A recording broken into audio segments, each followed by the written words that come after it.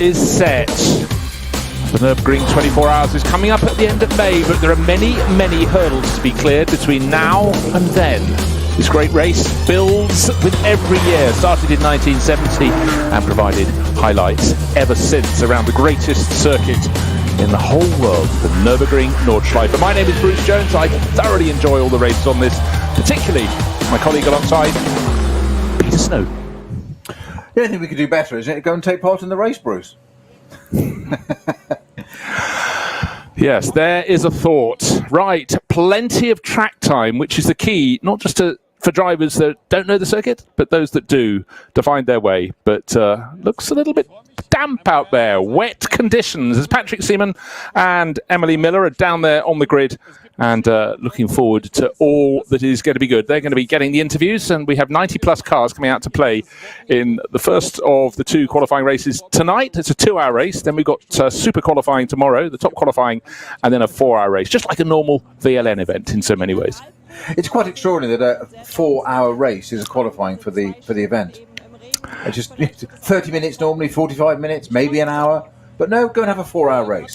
Well, you know what? It gets all the drivers through the system, gives them a chance to work towards what they've got to do in the main event. But the fact that they're having to go out on the wet this evening means they could get some very, very useful experience. But there's so much to manage in this because we're going to have 100 and XXX cars competing at the end of May. So keeping a handle on all of that is always a very tricky thing. And I have full admiration for the people that are the race director and all the officials that manage not just these races, the top qualifying as well, but the big one at the end of May. But right now, for the teams, the tyre trolleys are being pushed up and down the pit lane. The slick tyres are being put back in the garage. Not of much use, I would suggest, as we get ready to go out onto the grid for this 2-hour race. The grid has already been set. But yes, it's building up. It's building up. It's about track time. And for a lot of the drivers, if they haven't done a lot of races here, they have to have their ring license to take part in the event. But, you always have so much to learn. Every day is a different day on the Nordschleife, Snowy. Yeah, because there's just so much to it, isn't there? As we said many a time, 25-kilometre lap, 8 minutes for the top category cars, SP9 as we call them here in the NLS series, GT3 cars as they are.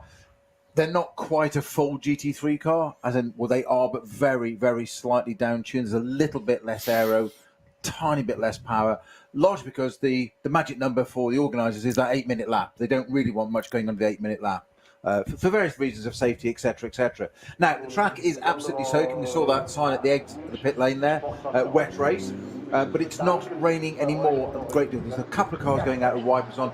That's merely because they're following other cars out, so they've got a bit of spray behind them. So that opens the question of, we've got a bit of qualifying now, and then we've got a 2-hour race. So we've had qualifying already, haven't we? Yeah, we're just ready for the 2-hour race. For the 2-hour race. So is it going to dry out? And of course, it's going to go into the dusk as well. It is. It's already looking very gloomy, but of course, it's local time just coming up towards 10 to 7. So yes, they will have a lot to take in. But right now, it's very much jackets on but hood down for those walking out onto the grid. And for the drivers going around on a sighter, certainly even at low speed, looking at a Porsche Cayman, we have a bit of spray. And one of the cars, unfortunately, the car that was fastest by the looks of things, has taken a spin. Is that the Get Speed one that was fastest? In practice today, it was the Get Speed number 2 that was fastest of all.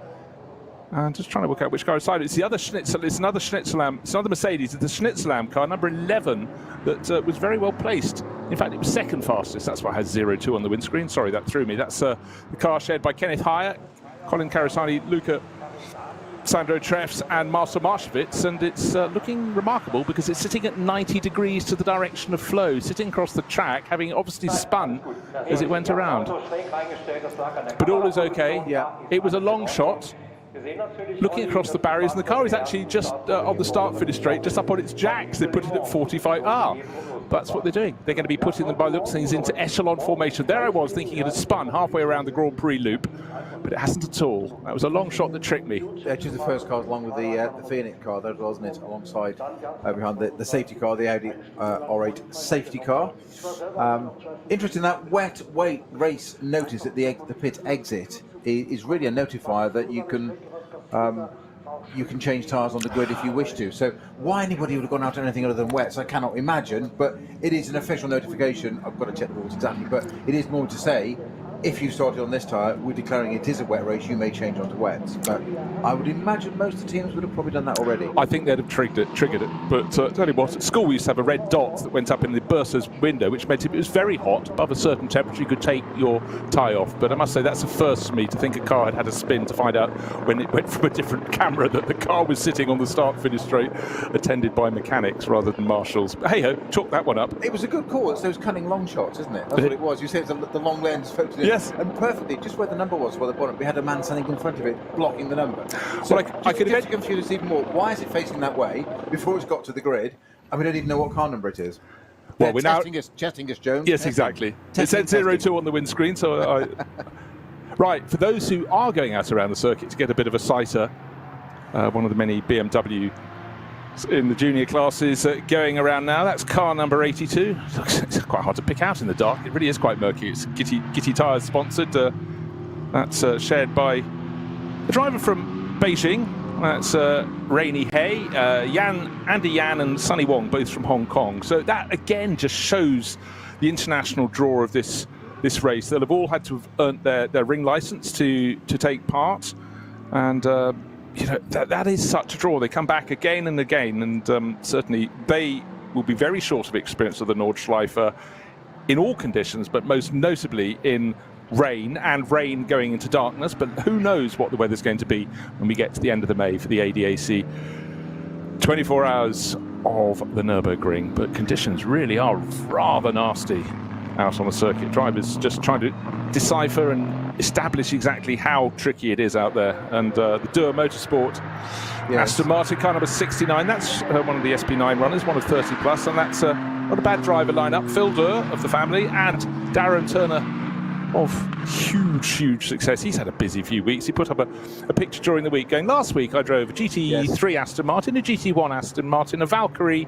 and a very early Aston Martin. What was the very early one? Was it on a day? Pre-war Aston Martin. Yeah, definitely pre-war, from the 30s.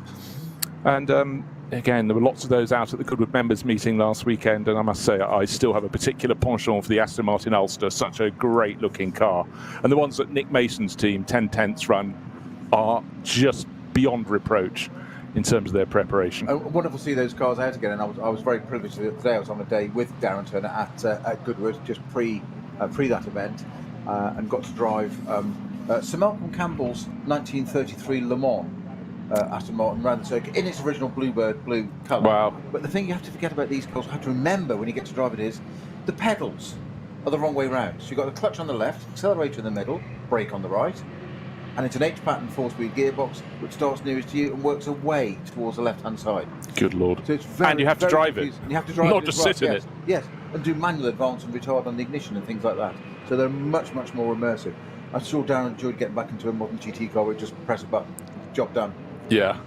So the cars are being lined up in echelon formation. That means they're at 45 degrees to the angle of attack, and tail towards the grandstand side of the circuit, nose towards the pit wall, and it will take quite a while for this all to get into position to get underway. But I must say, the fact there are raindrops, fresh raindrops with every few seconds on the lenses of almost all the cameras that we've looked at so far, which are the ones in and around the pits, the start-finish straight, and a few just around the Grand Prix loop, obviously. Just catching the action as the cars go around to just find out how wet it is. Right, cars at the front of the grid. Two Mercedes on the provisional front row. Well, on the front row, no provision about it. And it's car number 2, which is shared by Adam Christodoulou and Danny Junkerdea. That's Team Gatsby's Mercedes. Now, the man who's very responsible is Walter Hornung, who's the race director. He's standing there, rain on his shoulders and rain on his head without his hood. But standing there putting on a brave face. But he's got a lot to attend to through the course of the 3 days here on the Nordschleife at the qualifying weekend. He's got to make sure everyone's behaving and reaching the standard required. He's got to keep on top of all the changing weather conditions out there. And Emily Miller is drilling him for answers to the questions, but Walter has a huge amount of experience in this, and you could ask for no one better because there is so much to consider. It means, obviously, if you're running a race at a more standard circuit like a Silverstone or a Hockenheim, there is less to consider. But here he has so many permutations and variables with the 170 odd corners around the mighty 25-kilometer Nordschleife. Throw in the weather and anything can happen. And one point that we always talk about when looking at the Nürburgring is the fact that there are so many corners on this lap, but on top of that, there is so little space between the edge of the track once you're on the Nordschleife and the barriers. And today, of course, the grass is wet. Even in the dry, it gives you only the blink of an eye to try and save any moment. But seriously, anybody going over the curbs today might be not just hindering this race, but also the next one as well, which is tomorrow, and taking themselves out of the top shootout as well. Of course, that's it. It's collateral damage. Obviously, curbs, wet, painted, not an ideal mix. And we know that we've said before so many times, there's such a narrow gap at the side of this track on so many parts. Certainly, that initiation, as I call it, going through the Sabine-Schmitz curve from GP circuit onto the Nordschleife, down to the Hats and back. You have not much more than a car's width of grass either side. And of course, the grass is now soaked as well, so it just picks up cars on grass, wet grass, pick up speed. It's not a great idea. I swept Walter Horning down there checking as well in Germanic fashion, of course, that the you mentioned about the echelon layout of the cars. They have to be at a certain angle. They have to be the back of the car to be 1 meter from the white line you can see at the edge of the track, and the cars need to be 2 meters apart. And if you don't believe me, I have the diagram and the rules. I was fully prepared to believe you, but I also believe the latter element of that as well. Oh, that is a thing of great beauty. So there'll be someone down there with a giant protractor trying to make sure the cars are all sufficient. I said 45 degrees, not 42. And just to show no favouritism in the rules, the cars are indicated and all the cars are the same number to make sure there's no favouritism. That's very good. But if you're just joining us as we prepare for the first of two qualifying races this weekend ahead of the Nürburgring 24 hours, which comes to us at the end of May, hopefully in sunshine rather than the rain. Track conditions look pretty nasty. Grey clouds. It has been raining heavily. The grass will be wet. The track will be marginally drier and will dry rather sooner. And for race director Walter Horning, he has a lot to consider. Right, cars lining up on the grid.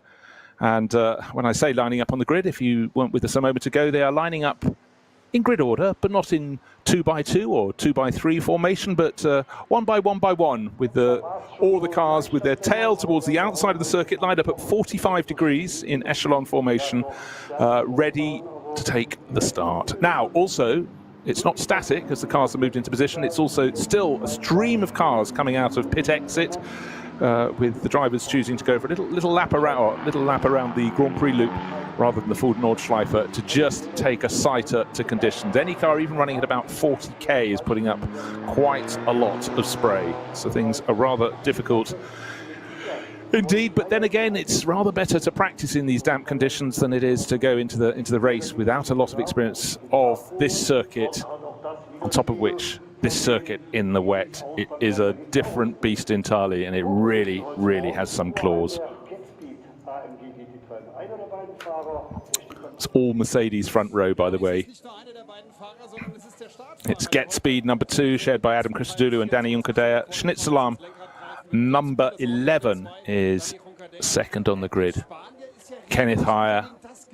Dutch racer Colin Karasani, he's the least experienced. Young Lucy Treffs, that's Lucas Andrew Treffs, and Marcel Marshevitz. And Marcel, there's hardly a race that goes on without him involved. But Danny Juncadella is the driver on pole. He's being interviewed by Patrick Simon, and rather suitably, Snowy, he has an umbrella over his head. We think the rain has eased, but you don't want to get in the car, put your helmet on slightly damp, for risk of steaming up your visor and all the other things that can go. But it's not great for visibility. But you just mentioned about the track, of course. Is it dry all the way around? That's the point. We often talk about this circuit being dry on certain parts and damp or wet at other parts. Well, of course, the reverse can happen. It's pretty sodden on the pit straight as we can see looking out. Said Danny Juncadella, there's not a lot of rain falling, but obviously there's enough to warrant an umbrella for the drivers and crew. A lot of people not bothering, so I think it's just that sort of fine mist, as it were, now. But not ideal when you're getting into a race car. No, I think... And then you've got the Nordschleife to contemplate. But of course, drivers want the track one or the other, not that bit in between. And that's the bit you don't like because it's neither one thing or the other. No, So fully wet, great. Fully dry, it's fine. You know where you are. It's a reference. But now, and this is going to change. Of course, then the cars, if the rain stays off, and then we have cars going around, 10 minutes to go. And we have cars going around, so we've got 90 cars going around. That's going to drive the track out even quicker. So it's going to be super changeable. And one of the big things that we love about this circuit is, because it's so long, normally you have, let's say, 1.5 minutes, 2 minutes for a race lap. You don't have that choice here. You can set off, you've got another 8 minutes plus in the dry to come back around and get to make a decision. So you've really got to be on your game and got to be, relying on your team, strategists, etc., tyre wear, feeling that degradation in the tyres. It's always down to the driver to what the right tyres are. You start another lap and all of a sudden you're losing grip, and these tyres the performance will just fall off a cliff. They won't just suddenly go 2 seconds a lap slower. It can suddenly be 5, 10. Now, I actually sense the rain is starting to come back as Patrick seems a little hunkered down. 2 drivers on the front row. Adam Christodoulou second and Danny Juncker in pole position. Then we go back to row number 2 and Shearer PHX. If you haven't been following events through the early rounds of the Nürburgring Ringstrecken series this year, we've been used to the Shearer Sport team and to Phoenix Racing. They've combined forces and look to be a mighty force. They've got a car 3rd on the grid, a car 5th on the grid, and a car 8th on the grid. Vincent Kolb is the driver who'll be starting the car that is 2nd on the grid, and that is number 5, which he shares with his long-time partner in crime, if you will, Frank Stippler. They've had some great races together. But what one focuses on, the normal NLS race through the course of the season, the sort of standard, I know we have some different length races, they're 4 hours. Normally have, you could pit stop at the top of each hour. The SP9 class cars have to pretty much do that. But this is just 2, so I think you just split it down the middle. 2-hour race. But really today the story is about keeping out of trouble. I think that's going to be a very, very key element to this, because it's going to be much easier to drop it and cause your whole weekend a massive setback than it is to keep it on the narrow stuff. So let's just hope they can all get it right. Conditions are very, very tricky indeed. Martin Ragging will be starting the car from 4th on the grid. That's the better placed of the 2 Falcon Motorsport Porsches. And again, slightly looking marginally pensive there, but a lot of these drivers at the front end come with a considerable amount of experience of this circuit in all weather conditions. And right now, it's just the fact that the light is falling so fast that I think is going to be a factor that they have to really consider. But I really do sense the rain is just starting to come back. But as Peter pointed out, it could be at any point on the circuit. Very different indeed. Even a couple of days ago at home, I was driving around through driving rain, got home a kilometre down the road, bone dry. It happens, and it obviously happens a whole lot more in the Eifel Mountains, much higher up. Yes, I mean, changeable doesn't really do it justice, but that's exactly what it is. Just looking at the times for this grid here, so Danny Juncker in the Mercedes on pole position there. 8 minute 13 was his best lap at 8:17 by the end. 14:7 for Cesarani in the Schnitzelauer Mercedes alongside it, the car that was parked jauntily and caught us both out. So interesting times there, because not a mile off normal race times. I think they probably squeaked them in just in the nick of time. Exactly, and then I was just thinking, they must have just got them in when it was 80 plus 90% dry. So they won't be anything like that pace to start with. Kevin Estra, just being interviewed now, our famous pass on the grass man. He has a free pass to the Nürburgring 24 hours, because that move alone was the move of the decade. Wasn't it just? And some of the people watching have only just started breathing again, but Kevin in clearly very, very good form, but clearly not also the start driver in the 911 Manthey Racing Porsche. That's the one in the bright yellow, bright green, the car that we've described as Grello over the years, green and yellow. That's shared with, yeah, absolutely so. And in these conditions, TV camera person's favourite. You can pick that out in all the Stygian gloom around this circuit. He's sharing with Michael Christensen and Frederick Makovici. So, as you say, more experience than you can shake a stick at.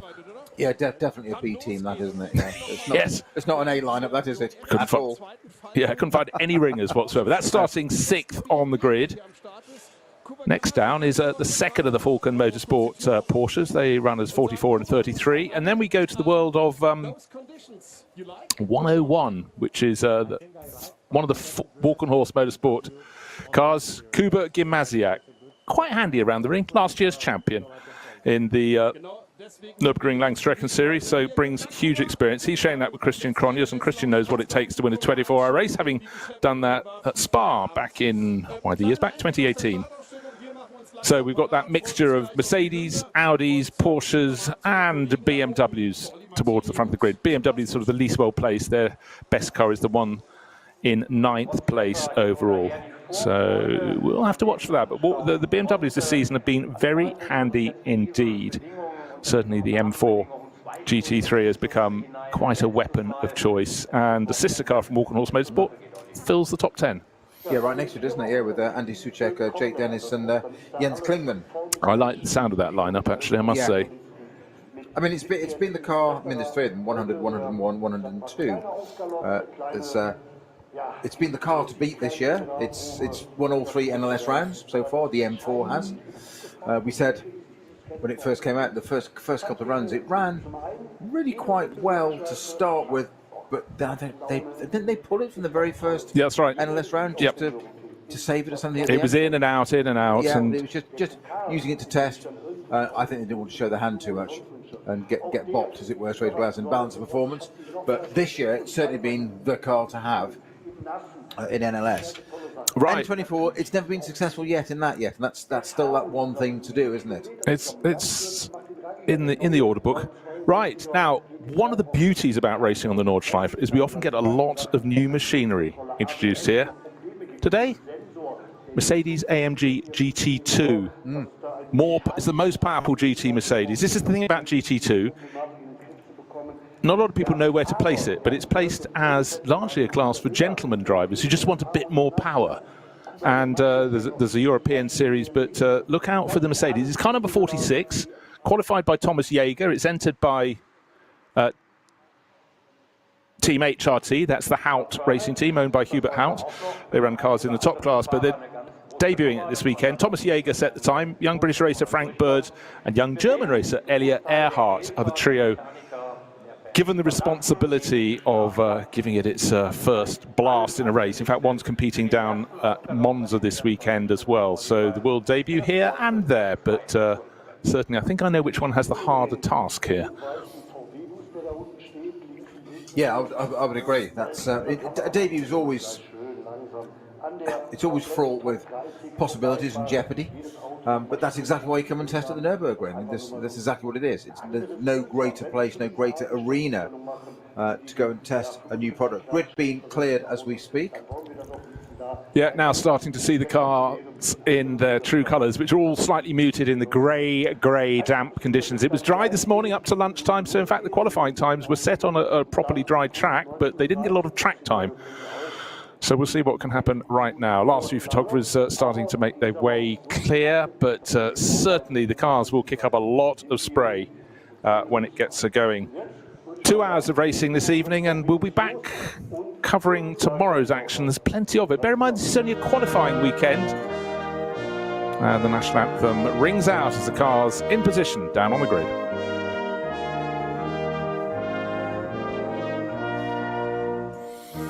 As the lights flash, all coming on, you can see the reflection off the circuit, and certainly for the drivers working their way around at the start of this race, it's going to be a case of being up on their tiptoes. It's going to be very, very tricky indeed. We don't know if the track is fully wet the whole way round, but I think looking at how wet it is on the start-finish straight, we can presume that will definitely be the case for the rest of this circuit. This wasn't a little shower that came through. This was a full inundation, if you will.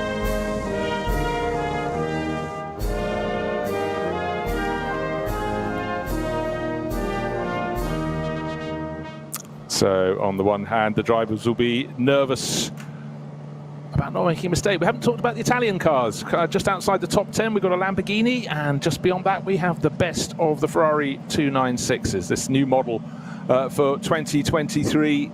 makes the 488 a car that always looked very svelte, looked far less svelte.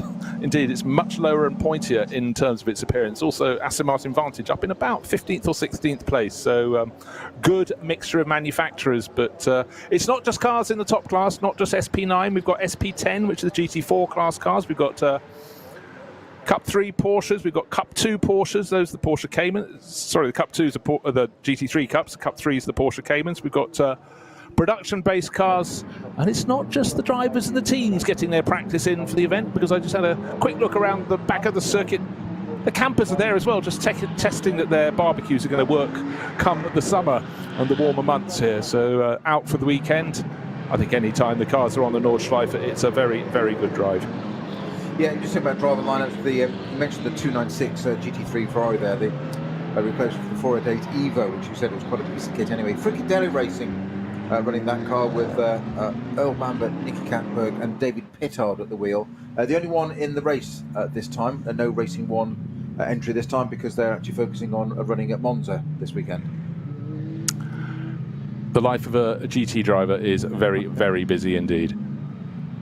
Comes at them from all angles, and sometimes they need 2 copies of themselves to fulfill all their contracts, but it certainly leads to a merry-go-round of drivers. But right now, all focus on the first of 2 qualifying races this weekend. Today it's 2 hours, then we have super qualifying tomorrow, the top qualifying shootout for the top 30, and then a 4-hour race just to get things sorted ahead of the 24-hour race at the end of May.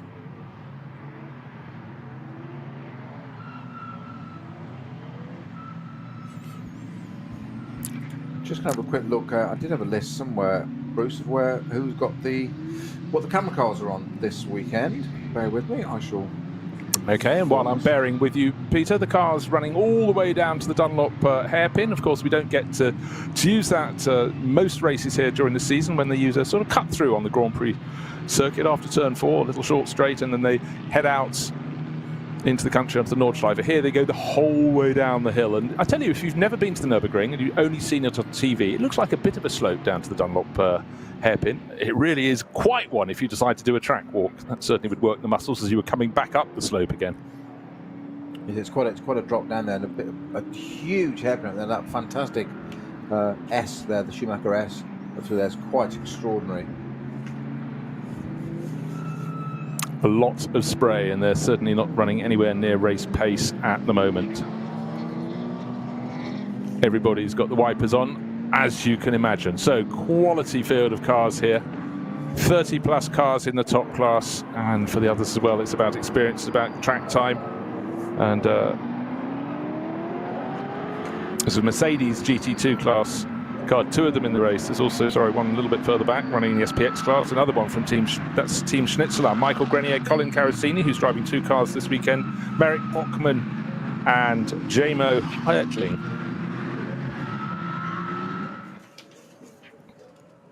Now, to start the race, you'd like to start on the track. The number 40 Audi, however, looks very pretty. It's one of the Audi Sport Team Scherer PHX cars. It's bright. It's just a really strong silver and red livery, but it's been pushed down the pit lane without any wheels on it. Now, this is a really amazing combination of drivers. We've got all 3 drivers have won the DTM Championship, a championship that goes up and down, but when they won it, it was for touring cars rather than GT class cars. It has been for the past few years. But Timo Scheider, champion in 2008, 2009. Martin Tomczyk took over to be champion in 2011. And 2 years later, it was the turn of Mike Rockenfeller, all bagging DTM titles. And of course, Rockefeller has also won Le Mans. Their car, however, will be starting from pit out. Don't know what the problem was. They didn't seem unduly stressed. The only one would be stressed would be the driver, who'd probably quite like some wheels on the car, as it's being pushed along with some jacks. It is a little bit. I mean, it gives him greater ground clearance, it must be said, but... Just flicking back to the camera cars very quickly before we've got it for you, Bruce. It's the number 31 Mercedes from Get Speed, the pole position car. Is cameras on board, and Falcon Motorsports Porsche, Audi 40 and the junior team 72 and 44. So they've got camera cars in our top category. So welcome to the first of 2 qualifying races for the Nürburgring 24 hours. The race is just over a month away, but we've got a 2-hour race this evening, and it really is evening. at the Nürburgring, and then we will head to some very special qualifying shootouts tomorrow with top qualifying for the top 30 runners, and then we'll have a 4-hour race tomorrow afternoon. So the drivers get to qualify in all conditions, probably all shades of light, but we cannot wait to see what happens this evening and this evening alone. It's not a case of only damage limitation, but to be a hero that turns to a zero could be a really unfortunate thing. Conditions are conducive, they're not easy conditions whatsoever, and a lot of drivers would have had that dicky bird, the word from the team boss just telling them what he expects from them. He doesn't expect them to put it into the wall.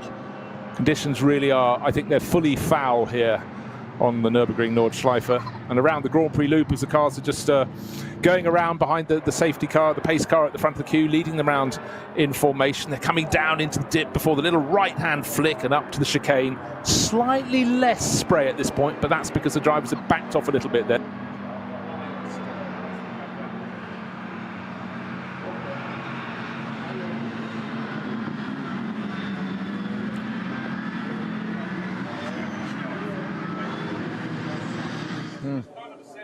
That's Conrad Motorsport, yeah.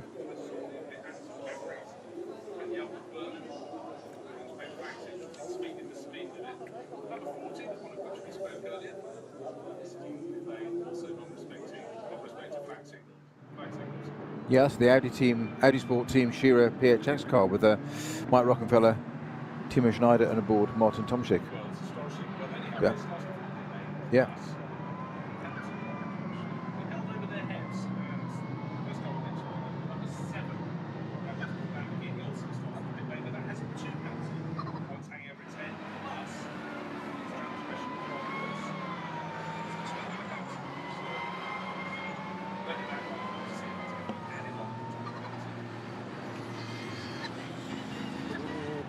First sighting of the cars going to left, very quickly off the Sabine Schmitz curve.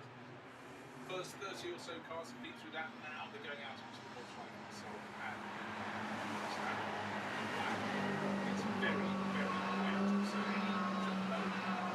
some of the circuits and the drive on the far side. Then again, you decided to set up a new car to do a full wet race. The last few months is about half the track being tried. So drivers have to see what's like ahead. You can just hear it in the background there, the cold steel discs. I know some are going to be carbon, but you can hear the coldness of them as the driver's there. Just a little bit of weaving gently, far more gently, far more carefully than you are when in the dry, flicking the car as much as you do. It's as much about anything else as flexing the sidewalls of the tyres and anything else, not just the tread pattern itself, well, like a pattern, it's not just the tread area, but getting the heat into the sidewalls to get those flexing and moving, because you start using curbs without those being fully warmed up, that's when you can damage sidewalls and have tyre failure. So it's all preventative. That's what you want to do from a driving point of view, but not too hard, obviously. But then you can hear the application of the brakes. They're quite often, I remember doing this quite a lot on these laps, not on a circuit quite this long, but you do quite a lot of left foot braking and accelerate against the brakes to get a lot of heat into them, but also get the engine up to temperature, because a lot of induction in a higher gear where it can't move, it helps the engine get a lot hotter quicker, get up to temperature.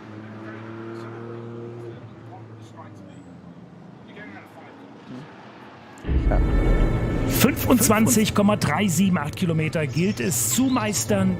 Oh my gosh, this track is just incredible. This is such a fun place. I'm sure it's amazing out there. This is the whole point of data collection, what you do, and experience talking to other drivers that are experienced on this circuit and how to operate it. And of course, your teams and your strategists know how to do it, and the teams will tell drivers exactly what to be doing here. But you will certainly probably that first bit, hat them back and get a feel of it. At the same time, the driver's going to be looking at the circuit and seeing where it's wet, where there's potentially standing water, is there any running water?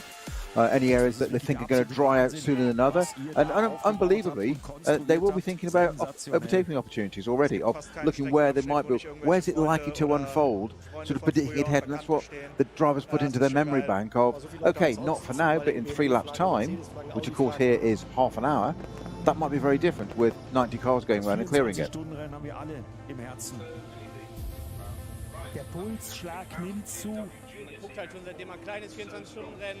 Last year and this year, we'll be starting from the pits, not for any penalty problem, but unfortunately for them, well, actually, luckily for us, no penalty problem. That will start from the pits, but that's going to be carrying one of our wireless cameras, one of the onboard cameras. So that should be quite a chase as it comes up from the tail of the field, presumably running alongside the other two that are starting from the pits, which, as we mentioned, were cars number 7 and 40. Number 40 being one of the Shearer PHX Audis. That's the one filled with DTM champions of the past. And number 7, Conrad Motorsports Lamborghini Huracan, shared by Axel Jeffries and Dutch racer Jelmer Berman.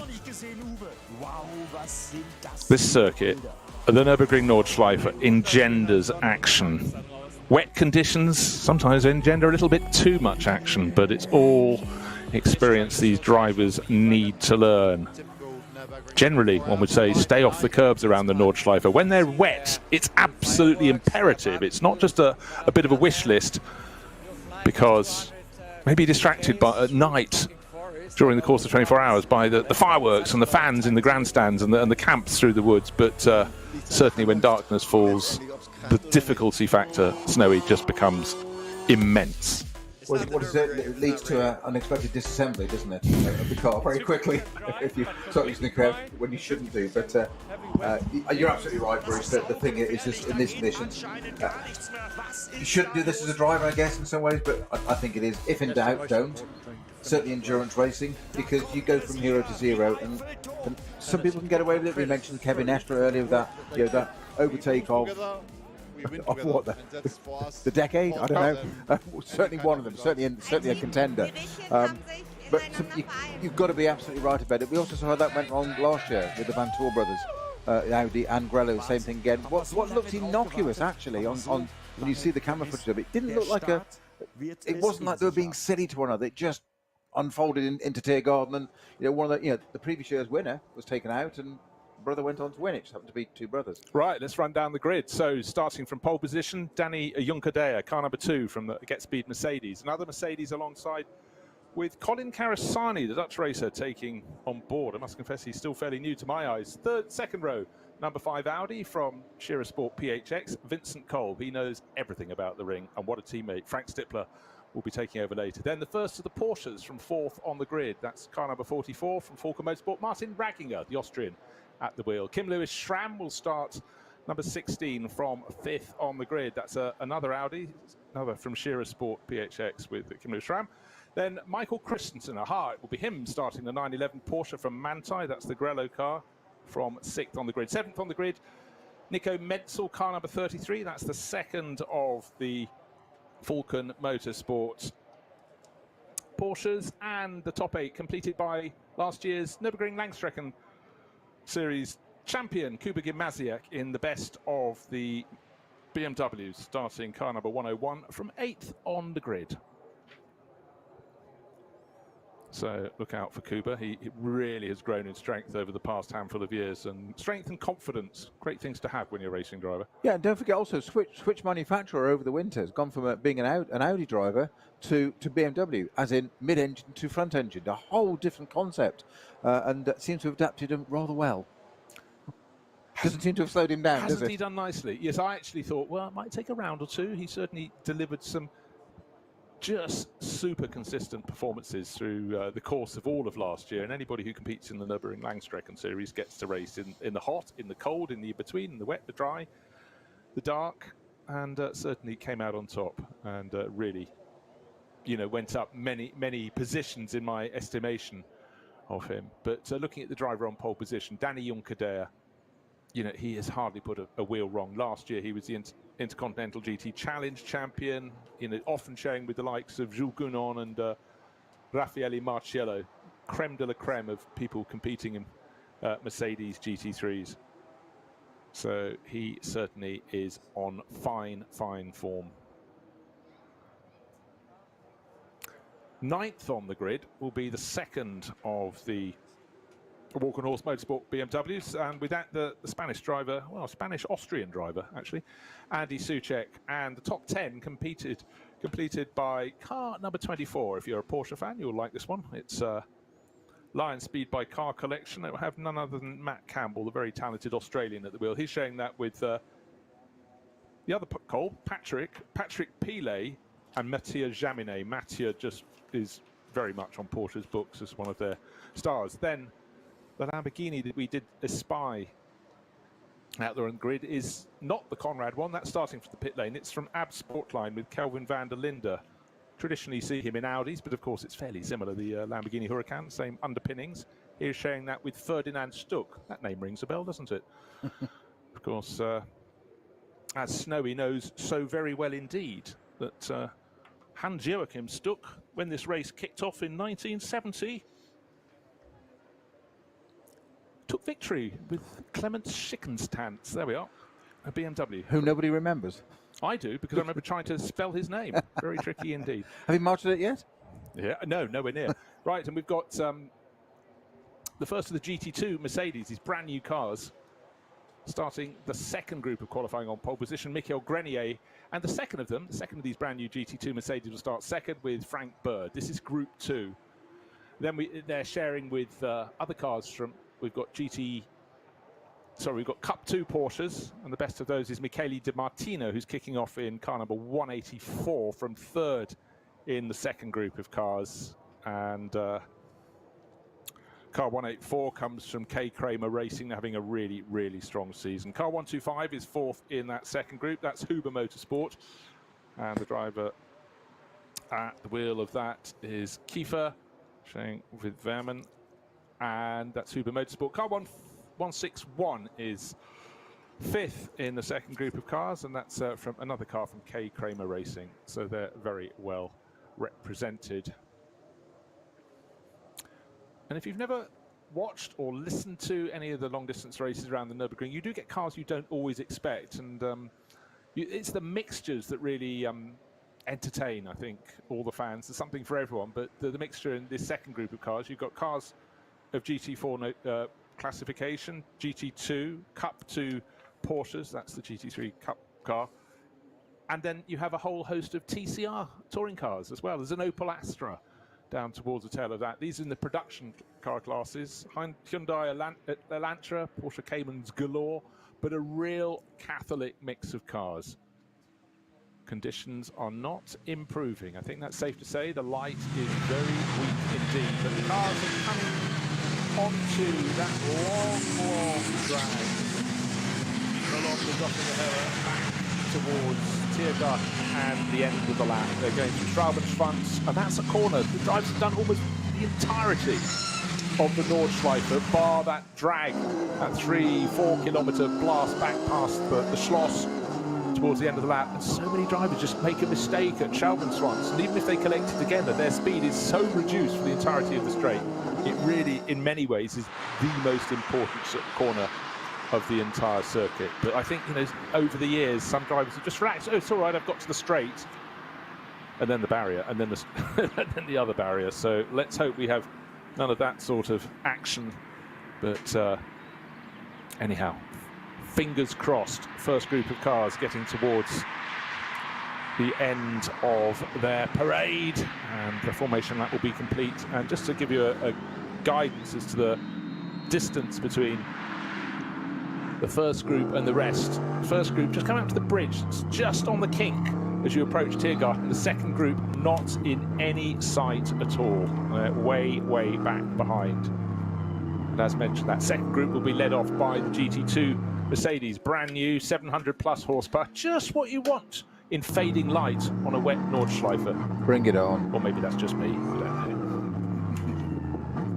It's fun, Bruce, it's fun. Yeah, I'm not convincing you, am I? No, I think it's immense fun. I'm not entirely sure where to look first. But if you're looking for Mercedes, annoyingly from the front, they're both very dark in hue. The pole starter is almost entirely black, but you have the bright yellow stripes up one side of the bonnet of the Schnitzelar Mercedes, which will be starting alongside with Colin Carasani at the wheel. And just to reiterate, we've got three of the cars that should be in this lead group, starting from the pit lane. Car number 7, 40, and 72. So it's one of the PHX Audis. And an absolute flyer of a start. That was experienced. Danny Juncadea has got 3 car lengths ahead of the other Mercedes, the Schnitzelarm one, as he heads down to turn 1. No concerns from his point of view. Going to be no spray in his face, but behind him they're 3 abreast, and certainly, I said the Grello car stands out. I think we've had at least 2 places gained by Michael Christensen. Let's call it 3 places. He's of course, the little cut through. You turn into turn 1, but instead of doubling back through the Mercedes arena, you're cutting out the Mercedes arena. So you turn right and then almost immediately left, like a very tight S, and then on down the hill all the way down towards the Dunlop Chiaro, the hairpin at the bottom. So a few of the drivers caught a little bit napping, but the good news is they've stayed on the track, and for the race leader, Danny Juncker there, he's got, I'd say, already a second's advantage. Second place is still the Schnitzelarm Mercedes, with Colin Carasani at the wheel. Coming down the slope behind him in 3rd position is the fast-starting Michael Christensen. Behind him, looks as though we've got one of the BMWs who's gained ground, the better of the Audis, sorry, the Volker Mesbold Porsches is in 4th place with Martin Ragginger at the wheel. So a few gained and a few lost, but certainly no mistakes from Danny Juncker there. No, but I would say that he jumped ahead there before the lights went out. Quite a long way. He pulled out a good few car lengths before that went.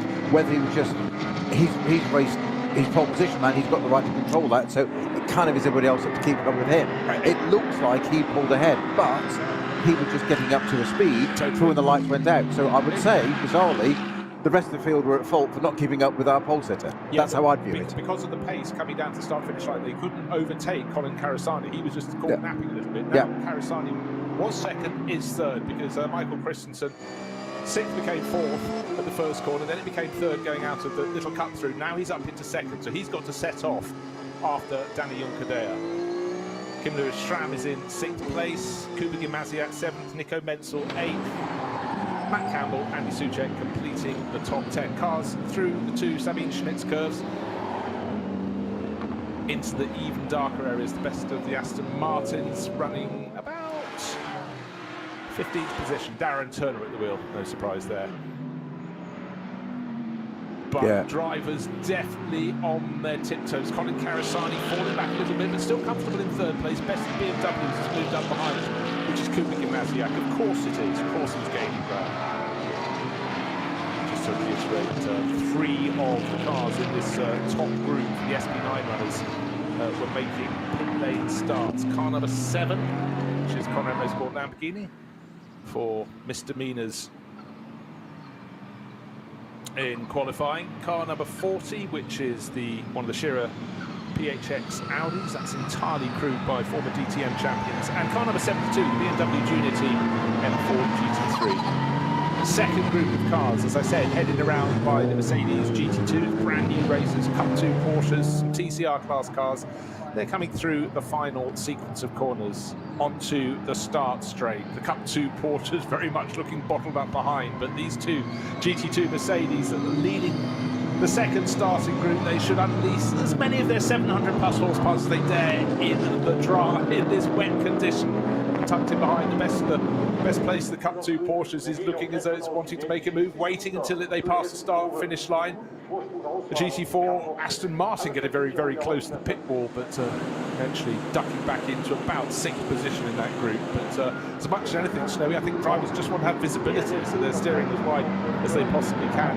And if you just look as the drivers go into turn 1, if they run deep, you think they're going off, and that's because they're actually on the bit of circuit to then snap through an immediate cut through the very tight right into the tight left. Yeah, much tighter bunch across the start line on that start group 2 there, with those GT2 Mercedes at the front of them. One of the Porsches, one of the Cup 2 Porsches, challenging for 2nd place already there, Bruce. But it caught me out again, even on that first group. We're so used to NLS where they go 90 right, or a bit more than 90 right, and left again. Of course, they take a different line, so it looks like an odd approach there. But you say that one of the leading Mercedes there running very good. That's in 2nd place now.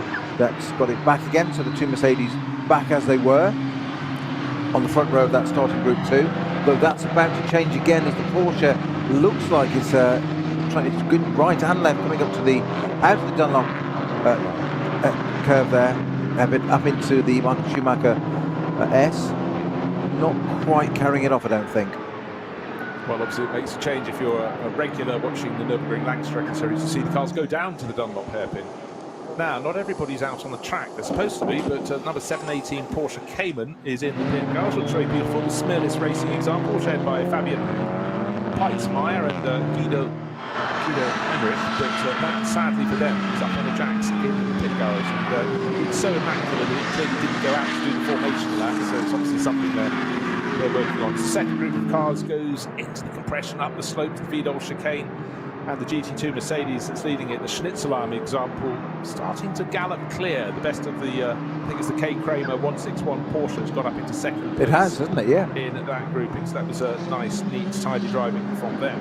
Well, I said he was lining up for it, wasn't he? Coming out of the Dunlop hairpin, and it's he got the job done. He sort of flicked, he did this almost a cutback coming out of the hairpin, which is ready for the Michael Schumacher S, and managed to maintain that position. I think you're right which car it is. I didn't quite see the number on it, but that split the two front row Mercedes from the starting group 2, and of course we'll be on starting group 3. No, that's it. No, we've got 2 groups, haven't we? This one. I'm thinking, I'm going back to NLS days again. Do It's only a week ago. Easy come, easy go. But the important thing there is, I was just looking at the drivers in those GT2 Mercedes, and when you've got Michael Grenier, who's now on sort of Mercedes payroll, in your car, you're expected to not only just get clear, but pull increasing, which is exactly what he's doing. The Canadian has been super strong in GT3 class cars over the past handful of years, but certainly his talents have been recognised. He's doing a very good job in tricky conditions, but what he does have, of course, is a clear view of the track ahead. Everyone behind him is getting the spray. And as if by magic, the race leaders getting to the carousel. Car 44 carrying a TV camera, and that's 4th in line. That's Martin Ragginger. He's in the best of the Porsches. It's still 2 Mercedes, 1st and 2nd. Danny Juncadella, and no, it isn't, of course. Sorry, we've got Michael Christensen. I was just waiting for their next timing interval to come through. You always get a little bit foxed on the opening lap when they haven't been up to the second timing sector around the long 25-kilometre lap of the circuit.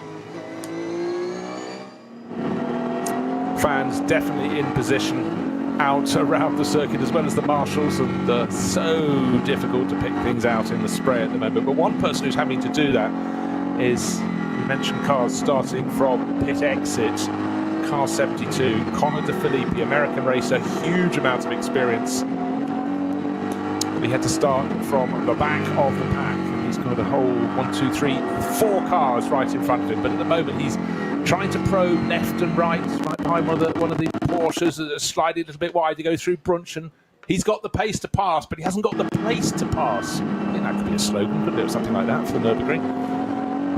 Anyhow, wherever he thinks there's half a gap, because the Porsche in front of him is trying to overtake one of the BMWs, gets up alongside the Walkenhorst car, slides through, so nearly goes into the side of it, but well done the driver of the I think there was a tiny bit of contact there. Well, Henry Walkenhorst, it was his car. He didn't really want it to be touched, but very busy through Flansgard, and they go. Connor De Filippi's just got to be careful. He knows this circuit. He's got the pace in the car. That BMW beneath him, very, very strong. But he's got to be sure that Henry Walkenhorst, who's running in SP9, but he's in the SP9 Pro-Am class, has seen where he is. But in Henry's situation, he's now looking at the 3 cars ahead of him, trying to hang on to them. You know, Bruce, it's a bit early. We're 9 minutes into this whole race and the whole weekend. But it's irrespective of what drivers are paid. When you see that kind of work, that's where they earn their money. In that traffic, those conditions, sitting behind there, that close to people, slingshotting, roller coasting there, down through the Stefan Beloff S, and that's where drivers earn their money, and just hats off to them. It's an absolute pleasure to watch and talk about. Indeed. Now, race start. We queried whether Danny Juncadella had jumped the gun. You did. I thought it was fine. I just thought Colin Carasani hadn't reacted, but the start is under investigation. However, as he streaks ever further clear, coming up towards Tiergarten right now, he's finished the Dottinger. That is standard procedure. They always recheck a race start. I didn't necessarily see anything untoward. I was a little bit surprised that the car that was alongside him, the Schnitzelarm Mercedes, didn't get going when they pulled onto the start from straight. Obviously wasn't allowed to overtake the pole man before the start line. But as Junkadea crosses the start-finish line, the long shot shows no other driver in sight. He's coming down, he's on the brakes. Headlights come into view in the background, yet to finish that opening lap. And what will the gap be? I think you're looking at probably about 8 seconds, waiting for that to be proved, and 11.4 seconds. Yeah, well, that's back to second place, and it's Michael Christensen who gained 4 places. Good job from the Great Dane. And still Colin Carasani holds 3rd place down into turn 1. I mean, that 11-second gap there, Bruce, that's the result of a stellar opening lap from Danny Juncadella. That's got nothing to do with getting a good start. He may have done it, he may not. It's under investigation. As you say, that's standard procedure. There will be something in the regulations to say what time, what speed he got across the line at, etc. But personally, if I was a race steward now looking at this, I'd just say, well, okay, give him a 10-second penalty. He's still a second ahead. He's driven the lap, and it's anything but just skill. I don't like interrupting, but I have to. I just cannot contain myself any further because Kelvin van der Linde is really scorching up the order. He was outside the top 10. I think the AB Sportsline Lamborghini started back in about 14th position. He's just moved up into 5th. Just gone past Cooper Gamasiak. So that is a driver on his toes. Not everybody is happy with life on their tyres on the opening lap because the Shearer Sport PHX crew in the pit lane with the tyre lined up, waiting to play. Now, I just want to have a quick look how far up the order Conor de Philippe got. Did well. Started at the back of the pack. He's got up to 11th place, and the number 5 Audi. Well, that's the one with having the tyre change, but it's. I'm just trying to work out why. Well, Vincent Kolb, he started 3rd, but what can we see that is untoward? That's what I can't say. No, because they've changed all 4. Or have they changed the left-hand side, or they just? I can't see why they've done that. It looks like they've changed the left side only. That's because I haven't seen them change the right-hand side. It might have been obscured by our camera view, but it's a strange thing to come in so early. No way did he start on slicks. No. And it's certainly a set of treading tyres that come off it. If he'd started on slicks, he wouldn't have made it back to the pits yet. No. So, right. So the number 5 Audi underway it is. Obscure one, that, Bruce. We'll come back on that. Well, we've got people looking for things in the pits, but who else has made great gains? We've talked about Matt Campbell moving up the order, car number 24. That's up into 4th place overall, but that's under pressure. That's the line speed by Car Collection Porsche that he's sharing with Mathieu Jaminet, Patrick Pilet and Patrick Kolb. So they're going to be putting probably not all of those drivers in a 2-hour race. I think they'll only use 2 tonight, but maybe all 4 of them tomorrow. And again, there's a lot of horse trading with the entry, not just for this weekend, but for the Nürburgring 24h itself.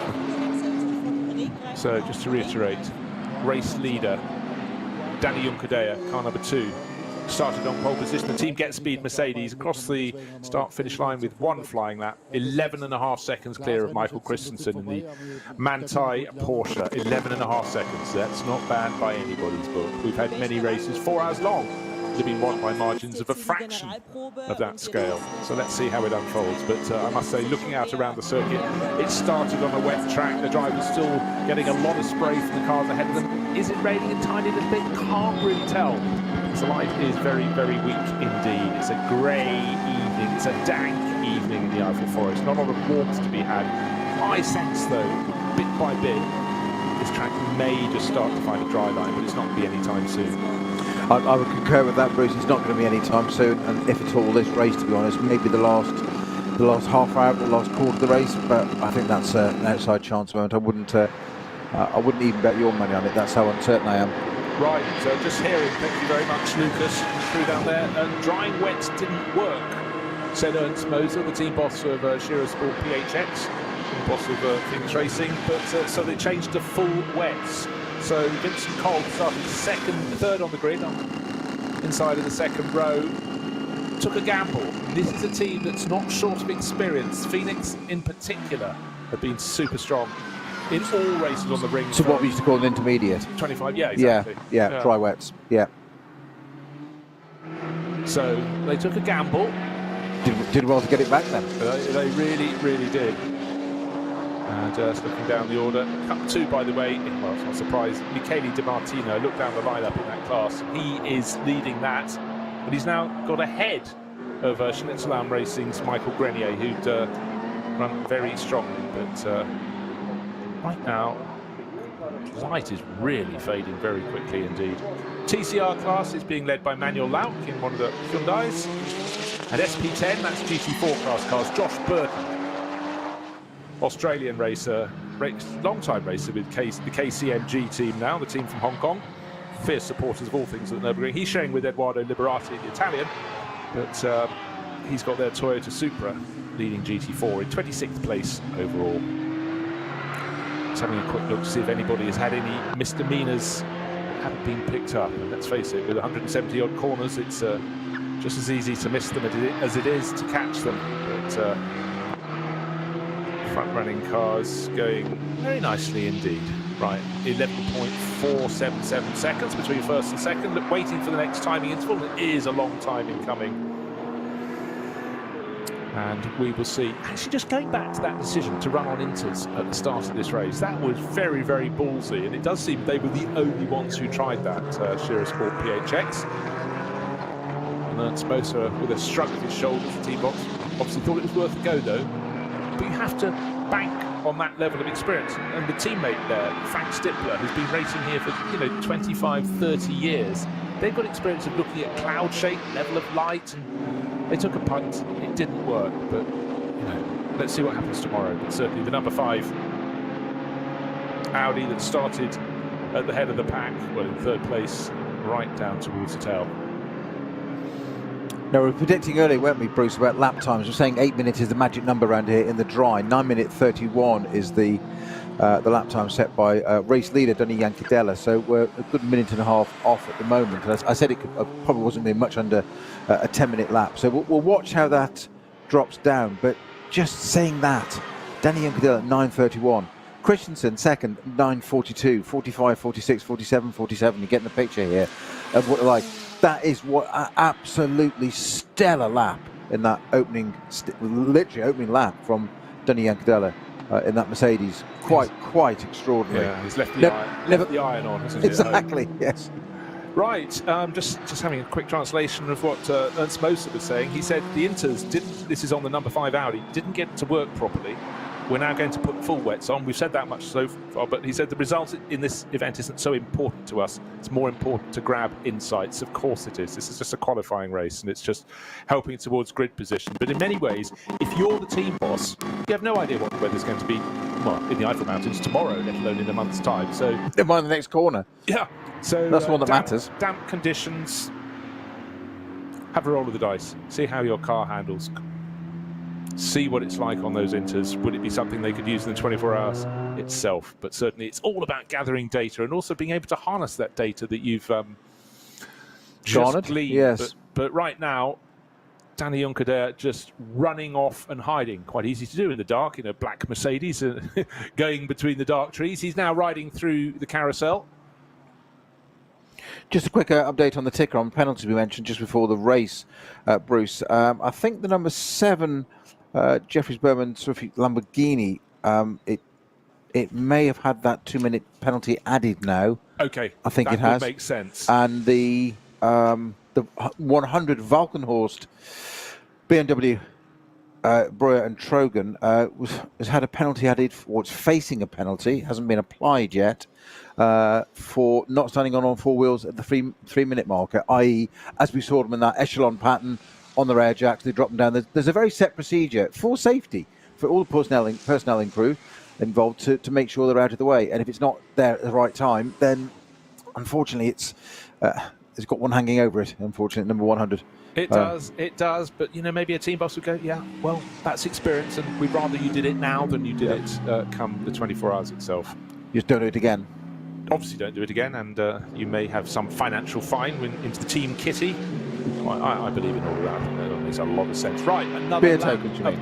I wasn't going to, put a value on them, but right, another lap completed. Second lap from Danny Yankadella. He was just under 11.5 seconds clear at the end of lap 1. He's now braking heavily. Still can't see the lights approaching of what will presumably be Michael Christensen in second place. He's turned through the first part of turn 1, but it's such a different line. You have to almost immediately, having turned hard right through about 120 degrees, flick left through the... Luckily, they've moved a concrete wall panel so you can go through. What's the gap? 19 seconds now. He gained another 9:21 seconds. Yeah. over Michael Christensen in the best of the Porsches in second place, and he in turn has got 4 seconds over Colin Carasani in the Schnitzelarm Mercedes that started from the outside of row 1. Car 24 comes through next. That's Matt Campbell. So it's a case of Mercedes, Porsche, and Matt driving for Lion Speed by Car Collection. Best of the rest behind that. I said he was going super well. Kelvin van der Linde, the number 27 AB Sportsline Lamborghini, in 5th place overall, who just moved ahead of Kuba Gimnasiak at the start of the lap. And then Dennis Fetzer following up. That's car number 25, which is the Huber Motorsport Porsche. And top 8 completed by Nico Menzel, who lost a position to Fetzer there. Menzel falling back. In the best of the Falcon Motorsports Porsches, there, Falcon, they are running their 33 car, started further down the grid than the 44, but the 33 in Nico Menzel's hands is 4 places up over the 12th position, held by Martin Ragginger. Positions keep chopping and changing. Again, it's just trying to identify if we've got a slightly drier line starting to appear, but the answer, even though it's hard to pick out in the gloom of an evening, I think the answer is no, really. I don't think so yet. I think the next lap is going to be the one that's going to give us our reference, if you like, our data on that one, because the first lap was 10 seconds quicker for Danny Juncadella. Of course, it was a rolling start. So it's going to be a little bit quicker, though, a full 10 seconds. We'll see. At the end of this lap, we'll get a much more representative idea of what the lap times are. I don't think it's going to be much more than a 21. No. Much less than a 21, put it that way. I know what you mean. Another penalty over hanging over the 25 Huber Motorsport Porsche. That also for not being on its wheels at the 3-minute mark. And of course that 718 Cayman that you spotted absolutely pristine in the pits as if it were entering a Concours event has now joined the race. It's obviously had repairs before it even got started. But it's a 2-hour race, and it's all part of the build-up to the 24 hours, so it's data collection. You get out there, great conditions, and this, part of this is qualifying for the races. Yes, it's 2 hours, it's half an NLS race. We've got the full one tomorrow, as it were, NLS time normally, but it's the perfect time to go and get some data for your drivers, because it's wet and dark. Right, and we very nearly had one of the BMWs in the barriers there. Tail came out just after Hatzenbach. Turn the TC up then. I think it was Andy Soucek who got it sideways. He's running 11th, and right behind was Martin Ragginger. That would tally. And just in front of him was Conor De Filippi. Now, of the cars that started from the back, well, from pit exit, BMW Junior Team car has got up to 10th place with Conor De Filippi. The number 40 Audi from Team Shearer PHX, that's the DTM champion car, Mike Rockenfeller, and is up to 13th, 1 place ahead of Axel Jeffries, who started the Conrad Motorsport Lamborghini from pit lane as well. So they have got up to 10th, 13th and 14th respectively.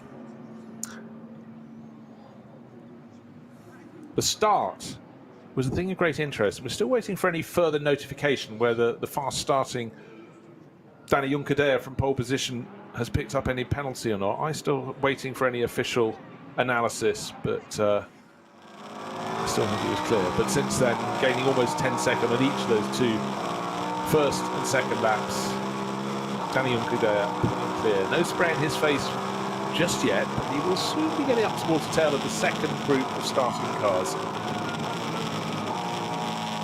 Just in case you want to know how many cars started the race, I will keep scrolling down my screen. More than 60, my screen's frozen for a second. I'll try my other screen. 60. 60 cars it is, that's why it stopped there. Running last is the Smurlis Racing 718 Porsche Cayman. We know that, we saw it in the garage. Now,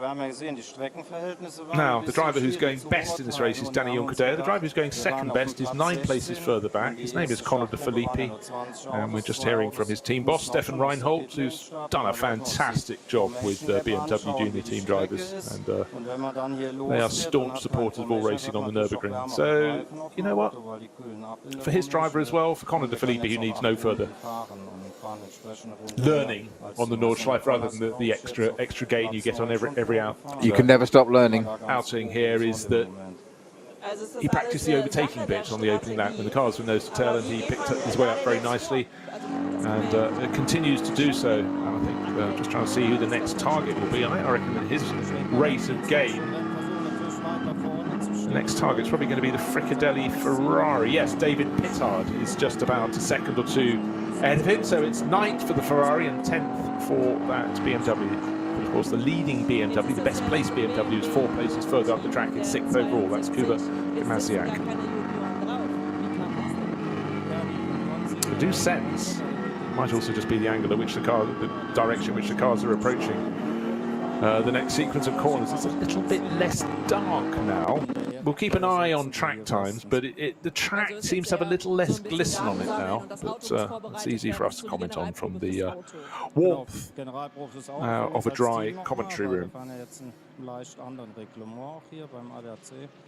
Just trying to look where our 296 Ferrari, Fricadelli Ferrari was that we mentioned earlier in going to the grid, where that is in the field now.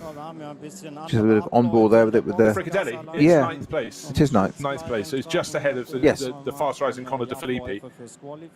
Right, and by the way, if you are looking for the regular BMW Junior drivers of Harper, Hess and Verhagen, they're not here. Sorry to break that to you. They're down competing in the GT World Challenge at Monza this weekend, but BMW have always had a good rotation of drivers. And a little point that was just made there by Stefan Reinhold, boss of BMW Junior team, was that by starting from the pits, they're carrying 1 more lap of fuel than their rivals, which could work to their advantage when they try to time what should be just the 1 pit stop in this race. What's happening out front? Well, I tell you what, nobody has overtaken our race leader. He's still the race leader, has been since the lights turned green. Danny Juncadea, 11.5 seconds clear at the end of the opening lap, 19 seconds clear at the end of lap 2. And just knocking off the sectors. Time for a few pit visits, and that's not normally what you want with the bonnet up. The 114 Subaru is in the pit then. That's Subaru Technica International with Tim Schrick, Hideki Yamauchi and Takuto Iguchi.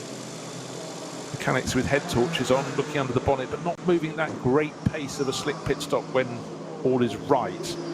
Driver on board is Tim Schrick at the moment from Vipper Foyth, just waiting in that Subaru WRX. But unfortunately for them, the laptop is being connected, so clearly some little glitch of some sort. They want to check all the telemetry for that. Definitely is a reboot, isn't it? Plug the laptop in. A reboot and new tyres. Yeah. Yes. You see what I did there? Yeah. I do. Yes. Yes. So. Okay, it was weak. I know. No, we'll go for that. It's the first quarter of the race. That's absolutely fine. Car looks relatively standard. It's running in the SP4T class, so it's not quite as standard as you find on the road, but it's actually, considering it's done 2 laps of the race, it's looking really remarkably clean. I thought the front would be just filthy, but I suppose it's just rain they're getting thrown back at them at this stage in the race, not getting too much muck from tyre debris and brake dust. Again, just waiting for the lap to be completed through the Kleiner Carousel. Go our front runners, getting down towards the sequence that takes them to Schraubenschwanz, and then they get unleashed, balancing the power, delivering the power, accelerating out along the Dottinger Höhe. I always feel so much respect for the TV camera crews. They try and pick out who is who and what is what when they have a long shot back down the Dottinger Höhe, but I can be sure that the first car through, as the Subaru just about comes to pit exit to rejoin the race, just waiting for Danny Juncadea to come through and see what time he can manage. The best lap he's managed in this race so far when pulling clear was 9 minutes 21 seconds. He's just done 9 minutes 30, so 9 seconds slower on that lap. Have conditions worsened? Did he come across traffic? Because he's certainly already lapping those that started at the tail of the second group. Oh good, the Subaru is not just out of the pits, but it's back up running. I really thought track conditions looked as though they were drying. Right, so Michael Christensen, however, did his best lap of the race, and so the gap's come down from 19 seconds to 14.5.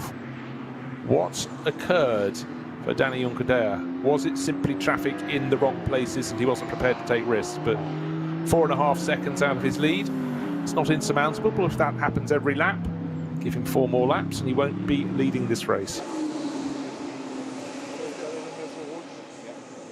down the pit lane. The crew's constantly looking out to see if they can see any change in the weather. Oh dear, Klostertal has one of the GT2s. One of the GT2 cars, GT2 Mercedes, and I think it's the number 46 car. Yeah, I don't think it's the 222, the Michael Grenier car. I think it's the 46. I think it's the Thomas Jaeger, Frank Bird, Ella Earhart 46 entry. Yeah, that was started by Frank Bird, young British driver from the Northwest. That was the silver and blue one from Team HRT, but the one that went off like a scalded cat was the one that's leading the class. And Michael Grenier, 22nd position overall. It is still moving though, Bruce. It's on its way still. So it's had a little moment, potential code brown, and carried on. As you were.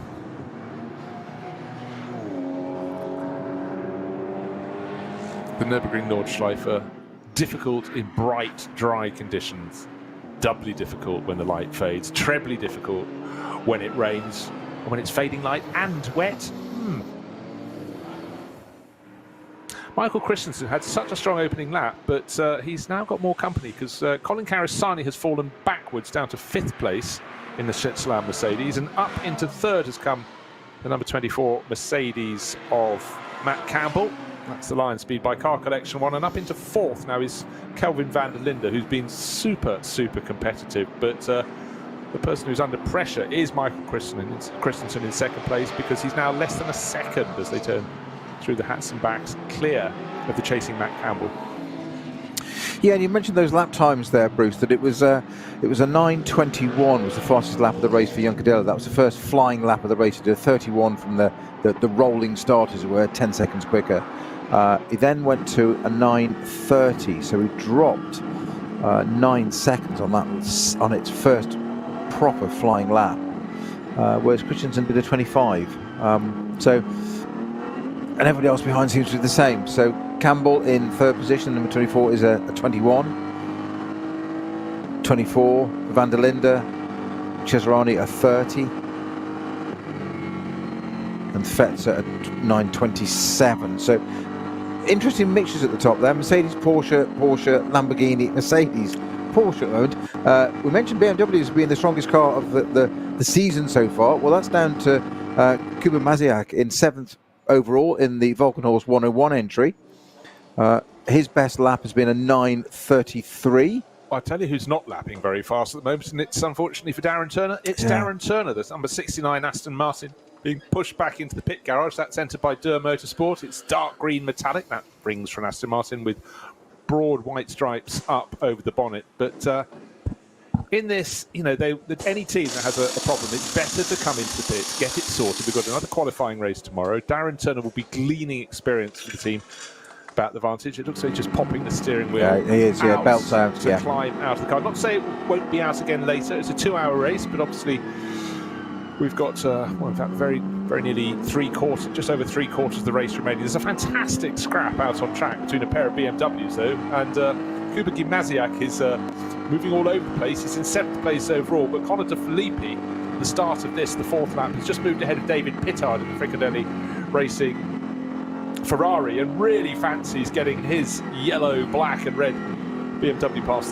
the black and red version from Walkenhorst, and Gimnaziak's determined not to make that happen. There's a Porsche Cayman up ahead. They both passed it, but it meant that Gimnaziak had to really haul his car from one side of the track to the other, not taking too many risks, but clearly the pace in BMW terms is in the hands of De Filippi at the moment. That started from pit out after the group went through. Is now up to 9th. I think he's now up to 8th. He's gone past Pittard in the Ferrari, and he's looking very keen to get 7th place into its hands.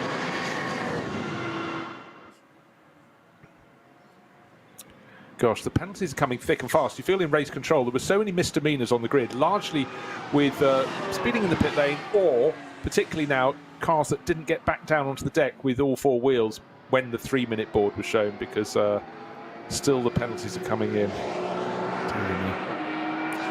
30-second time penalty for Fetzer, Kern and Dumas. At the moment, Fetzer is in 9th place overall, so that's a little bit of a setback for the number 25 Huber Motorsport Porsche. He's showing that with Lars Kern and Romain Dumas. Yeah, the Romain Dumas.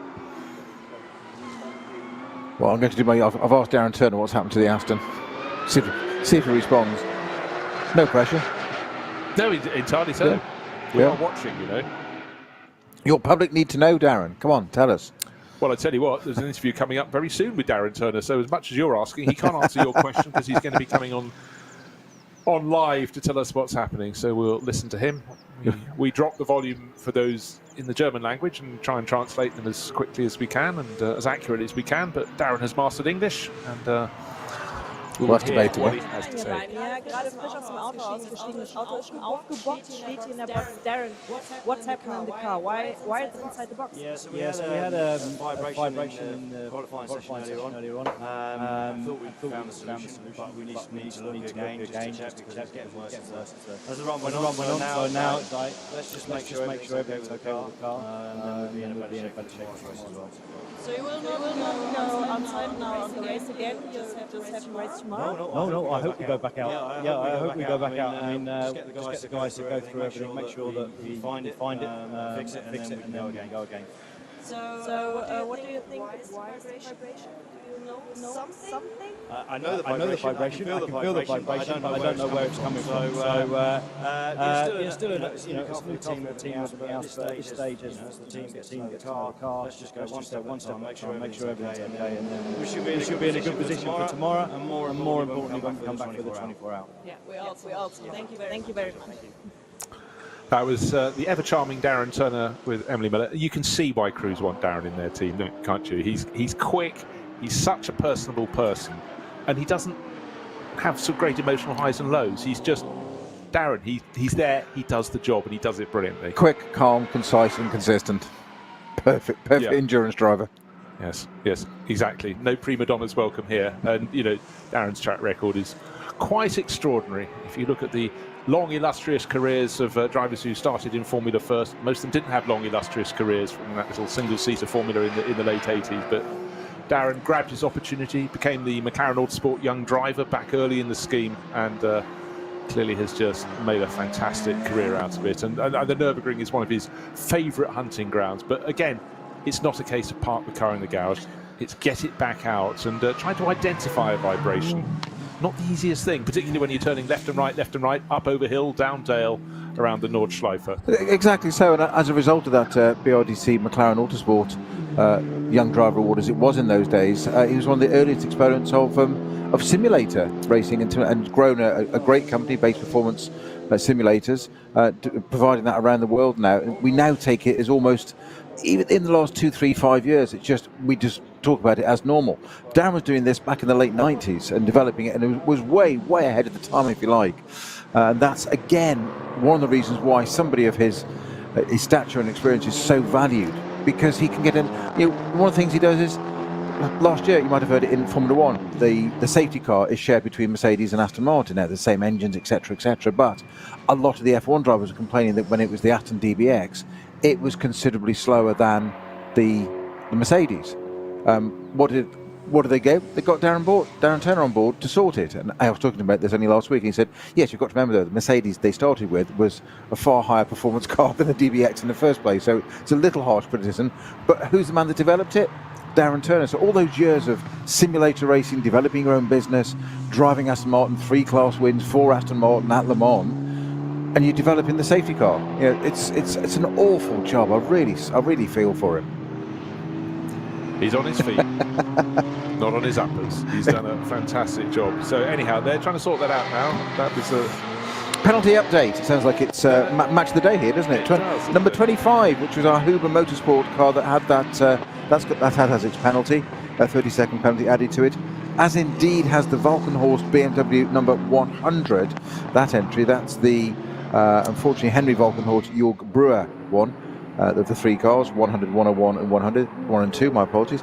Those two have got 30-second penalties, which are to be served at the pit stop, not added at the end of the race, which makes it more real time, because then it happens in the race, we know where we stand. They're not going then, plus a bit, adding up, and us mathematicians, it's no problem to. The rest of us, we struggle. Yeah, it's just one of those things. Keep up, Jones. Keep up, right, Jones. Now, what? I was ahead, I'm sure. Right, the pace slightly back in Juncker No, sorry, just very, very quickly. Sorry, on that exact note. 30-second time penalty added to 002 for jump start. Okay, so that's our race leader, Danny Juncker. So instead of being 15.3 seconds clear, he's 14.65 seconds behind Michael Christensen. So the 911 Porsche, 15 and a bit seconds back on the circuit, but effectively leading. There's a fantastic scrap between fighting over just outside the top 10. Nico Menzel in one of the two Falco Motorsport Porsches has got Kim Lewis Schramm all over him in the number 16 Audi, plus who else is in the spray down there, just trying to pick them out. And we've got the Conrad Motorsports Axel Jeffries driven Lamborghini. So Porsche, Audi, Lamborghini. By the next corner it's Porsche, Lamborghini, Audi as the order changes, and Axel Jeffries out almost over the curb. You don't want to be doing that, those curbs are wet. But such is the level of competition. And Andy Soucek is a little bit further back down. But this little battle may enable Soucek to start closing in again. He's in number 102, which is one of the three Walkenhorst Motorsport BMW M4 GT3s. But for Nico Menzel, having to work very hard indeed to keep now the number 7 Lamborghini behind him. Axel Jeffries all over the tail as he goes through the first and the second of the Sabine Schmitz curbs. If there's any little bit of a slip-up, as Soucek has, in the space of the Grand Prix loop they went on, Andy Soucek's found about 4 seconds on this trio ahead. I thought they were tripping each other up, but the Spaniard is closing in his Walkenhorst Motorsport BMW. And then would be a classical view, racing these SP9 class cars. We will have such a jumble. We'll have a Porsche, a Lamborghini, an Audi, and a BMW. All we need of the regular front runners is to have a Mercedes in that group as well. And just going back to your comments a few minutes ago, Bruce, in terms of the track drying out, the Conrad Lamborghini having a twitch, just coming to the final part of the Hatzenbach before they go down to the longest straight over the bridge there. The track, certainly on the GP circuit, very much drying out, virtually dry, but not quite yet on Hatzenbach. And this is what we're saying about how the nature of this circuit. It's multi-layers. GP circuit looks great. Hatzenbach still greasy, a little bit dry. Yeah, no, it really is very, very tricky indeed. Tim Schrick, we saw him sitting aboard the Subaru WRX in the pit lane. His car is back out, but he is not at the wheel. One of his two Japanese teammates has taken that over. But Tim, full of enthusiasm for what was out there, but the enthusiasm you can have when you've handed your car over in tricky conditions for someone else to have a go. Just trying to see how far down the order. And it's Hideto Yamauchi at the wheel, down in 45th position of the 60 runners. But it's most important. Tim has loads of experience with the Nordschleife to get his two teammates out there in these tricky conditions, which they may well face come the 24 hours.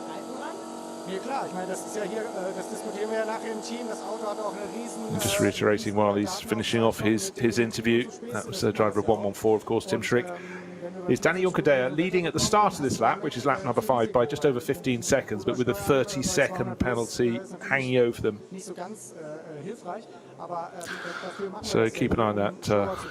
For a lot of these teams, they're thinking, it's one thing doing it in a qualifying race and getting a penalty for, a minor misdemeanor, but you just don't want to be doing that in the 24 hours at the end of June, which of course we'll be covering in full on Radio Show Limited. Looking very much forward to that. It's going to come up in the blink of an eye. I don't know what you're doing at the end of June, but I'm going at the end of May. I'm going for the reruns. Did I say June? Good Lord. Last of the party.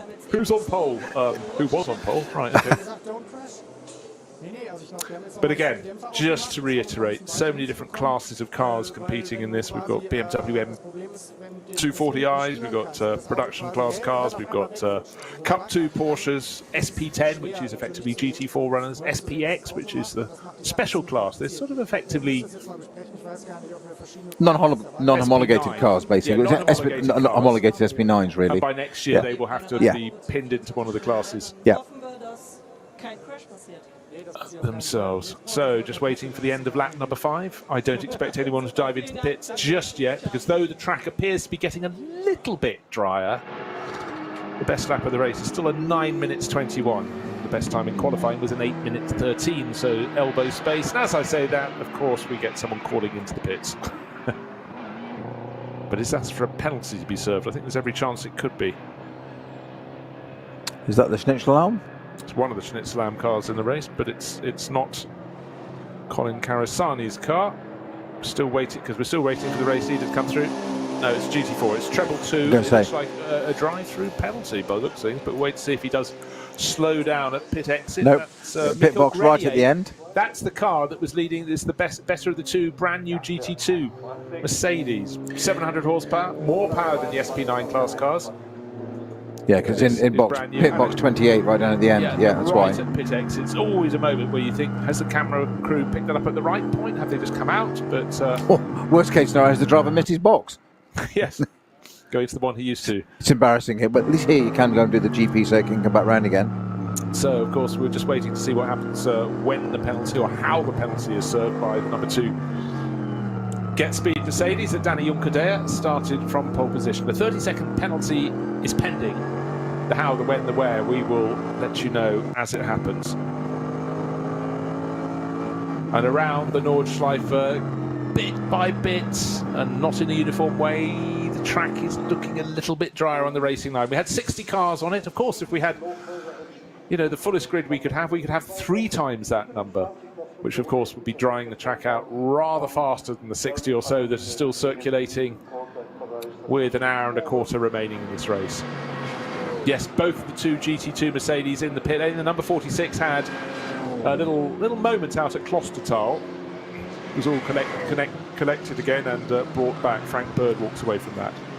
Yeah, we're just treated to a few moments of Daniel Juncadella on board the number 2 Get Speed Mercedes there. That's the leading car with that time penalty to serve yet. We've yet to see how that's going to be served. But we're treated a little bit of on-board footage there coming through Flansgarden. And you could hear, Bruce, that he wasn't being as tentative with the throttle as he had to be the previous couple of laps. You could see it was nice, you could hear it was nice and consistent. It was a lot of throttle going on. So the track he must have confidence underneath him in that car and enough grip now. So that would suggest the track is starting to dry out. I think so, Snowy, and of course it's getting harder to tell because the light is beginning to fade. Right, news of that treble 2 Schnitzel-Alarm Racing Mercedes, brand new race global debut here this weekend, and pushed back into the pit garage. This is turning into a test session for them. And Michael Grenier got out of that, and also we had the HTP, sorry we didn't, the HRT Mercedes GT2, there's the other car, these brand new races coming in, and Frank Bird climbing out of that one.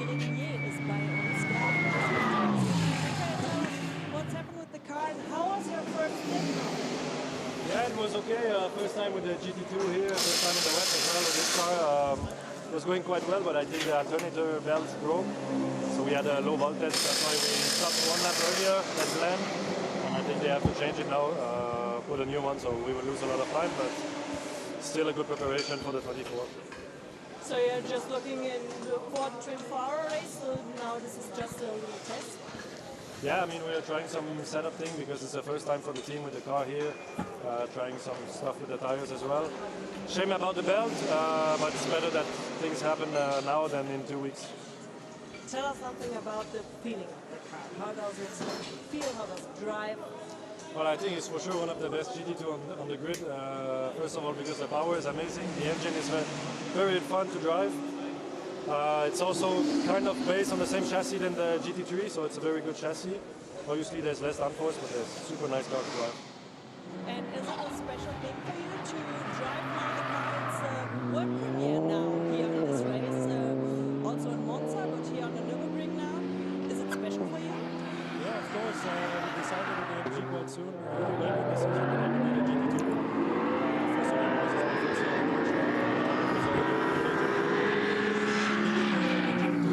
I think it's a lot of people will sit on the track. It's super nice car. I think people will like it. Yeah, we also like it to see. Thank you very much.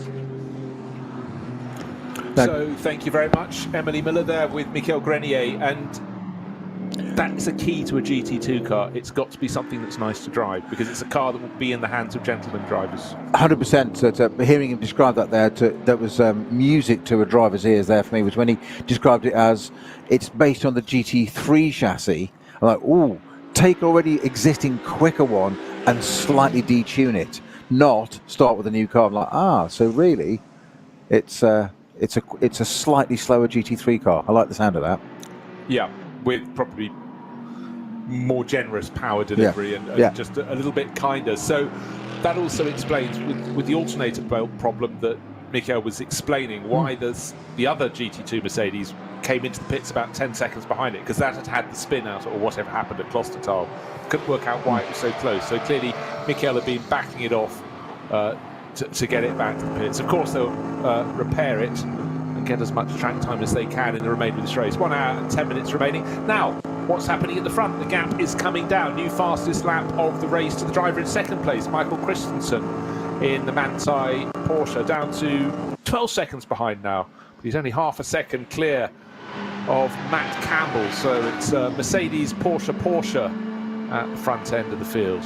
And Matt driving the red and white line speed by car collection 911 GT3R. And certainly keeping Michael Christensen very honest. But they've stayed, well, they took 3.5 seconds off Danny Juncker there. So Danny had been pressing on, but he's also got that 30-second penalty coming his way. The race leader in the number 2 Get Speed Mercedes. Now, I think under the rules, I think they have to serve that 30-second penalty at the next pit stop. Anytime you're forced to come in, of course, is a drive-through when you have to do it. But rather than do it at the end, I don't think it's optional to say, let's see how we can get on and have it taken off at the end. I think you have to serve it now, if I'm correct. You know what? I'm much more a fan of that approach than the... Yeah, it's real time. It's real time. Yeah, you know what's going on. Yeah, exactly. You know what? I think people are still talking about what happened when Ferrari were very clever on their feet at the British Grand Prix one year with Michael Schumacher serving the drive-through penalty after the checkered flag had fallen, and I'd already been up on the pit wall and seen, when I was working for Formula 1 TV, you could almost hear the pitter-patter of feet of team lawyers running up and down the paddock trying to work it out, with the wise owl of Ross Brawn looking implacable. He's sort of on top of the situation. This is what we'll do, lads. And exactly. They kept the win. All's fair in love, war and racing. Working out your margins. This is a business enterprise approach. Now, looking down through the classes, Cup 2 is still being led by Michele Di Martino, 20th place overall for K. Kramer Racing. Next in line is Kiefer from Huber Motorsport. It's car number 125. You expect them to be at the front end of that grouping, but certainly Michele Di Martino has been very, very strong indeed. 125 is Huber Motorsport's Cup 2 class. TCR is being read by Manuel Lauk in Hyundai. That's car number 830. BMW, let's go down a little bit further to find the car that's leading, BMW M240i. Reinhold Meitzner, that's down in 38th position, but I've skipped past a couple of classes. SP10, we mentioned it earlier, it's still the Toyota Supra from KCMG with Josh Burden aboard. And SP8T.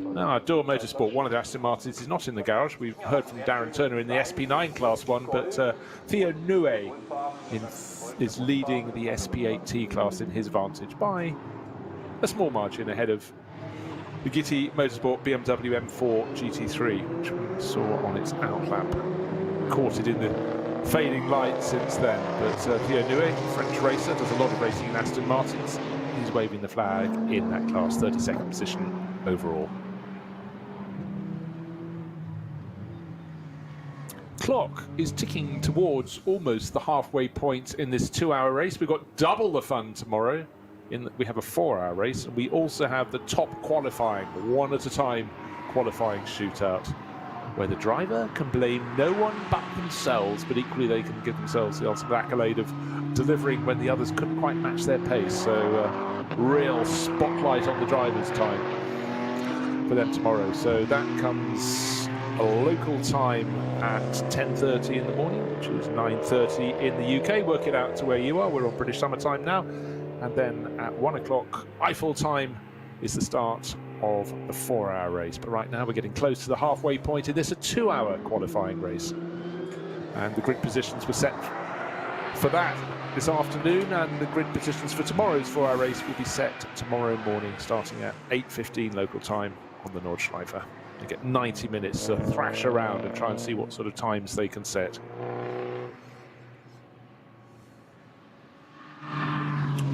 Right, getting some words in from Frank Bird, who we saw step out of the number 46 GT2 Mercedes. That was the Hout Racing Team entry. He said, after I drove only 1 hour at the Nordschleife this morning, I found my stint very difficult and slippery now. I just did my permit. This is permit to race on Wednesday, so these are the first laps in a really fast car. Oh, he'd have loved the rain. And also, so I focused on making the car safe and taking a maximum amount of learning effect with me. Yeah, I think that's probably exactly right. It's probably a very wise approach, isn't it? Oh, I think so. And Frank, one of the young guns, one of many young guns who had a short career in single-seaters. Actually, his was about 3 years, racing in categories like Formula Renault, and then they just moved across to GT racing, and I think it's just the most sensible decision they can make. Because who knows where it'll lead, but all the opportunities, and also in the top-level GT races, so many of them have now stepped up as the manufacturers are coming to compete in the World Endurance Championship in the hypercar class. There's scope to become the new GT stars, and that's what motor racing needs every now and again, for the top runners to step up and the new talent to try and work its way through and replace them. But exciting times, and for a lot of these drivers it means they'll have a professional racing career that will last a good decade, if not more. And that hasn't been something you can say right across the history of motor racing. No, definitely. It's a bit of an understatement there, Bruce. I like to put it in. It's the Yeah, lights phase. no, it's good, it's good. As a light phase, we're going to approach half distance in 5 minutes' time, at which point one of the quirky regulations, well, not quirky, one of the regulation quirks I know is that at this point they have to have their headlights on. If you don't, you can be fined for it. At half distance, you must have your headlights on. I think they could do that on the public road as well. Well, Don't get me started. doesn't save all the energy Yes. on the street lighting we don't need. Anyway, Well, Michael Christensen, he likes his 911s, but he wasn't too keen on the one that was sideways in front of him at the penultimate corner, going through Tiergarten. And one of the Cup 3 class cars was just about to dive into pits. The driver maybe was just focusing on its arrival at the pits, but got it very wrong, and it literally was at 45 degrees across Christensen's nose. But Matt Campbell moved up into second place and pulled away by 2 and a bit seconds from Christensen. And for Christensen, it wasn't a case of him doing anything necessarily wrong, but it nearly went very wrong twice. Once he was passed, and then once he was nearly taken out. But good news for him, he's going down the slope towards the Dunlop hairpin on the Grand Prix loop. Matt Campbell escaping down the slope ahead of him, just going through the tight right, and you've got the left kink, almost not a kink, they'll be flat out down there towards the Dunlop hairpin. Certainly the Australian got the better of the Dane that time around, but a lucky escape from Christensen as he was just about to complete lap 6. As they fight, as their lap times come down, certainly Campbell's, race leader Danny Juncker can just about match that time, a tenth of a second slower, but he's sitting on a dozen seconds advantage. However, we still have that penalty of 30 seconds to hit the unfortunately marginally too fast starting number 2, which is the Get Speed Mercedes. Number 7 is the Lamborghini that started from the pits after a misdemeanor in qualifying. And Axel Jeffries has brought that in. He got up to the tail of the top 10. Enjoy the Zimbabwean racer, enjoying some great scrapping out there on the circuit. And he's got Danny Sufi and Jelmer Berman as his teammates.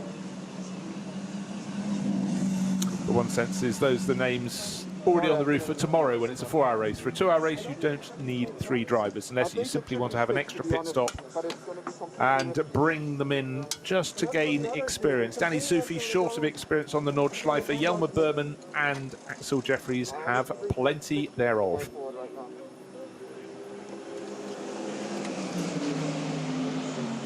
And Jelmer also has competed in a lot of 24-hour races out in Dubai at the start of each year for about the past decade or so. Great success in those. So he's used to racing in the dark, used to racing all around the world.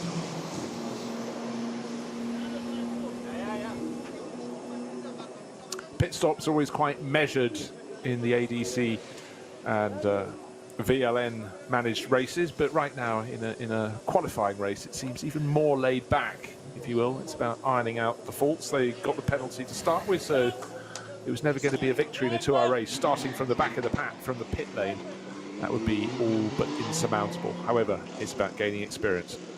What I need to see is whether it was Yelmer Berman who got on board, I couldn't quite tell as he got in, or Danny Sufi, the American racer. We will wait and see what name pings up onto our screen when that black and aquamarine, or turquoise really, I suppose, the Conrad Motorsport Lamborghini gets back onto the circuit. But they're still changing the tyres.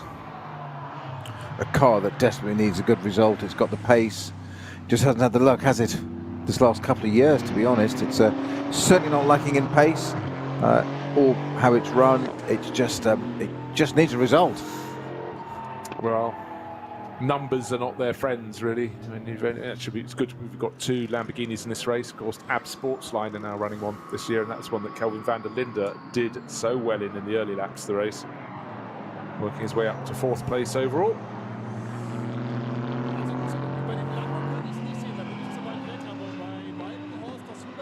Now, waiting for Axel Jeffries to be interviewed. He's applying in German.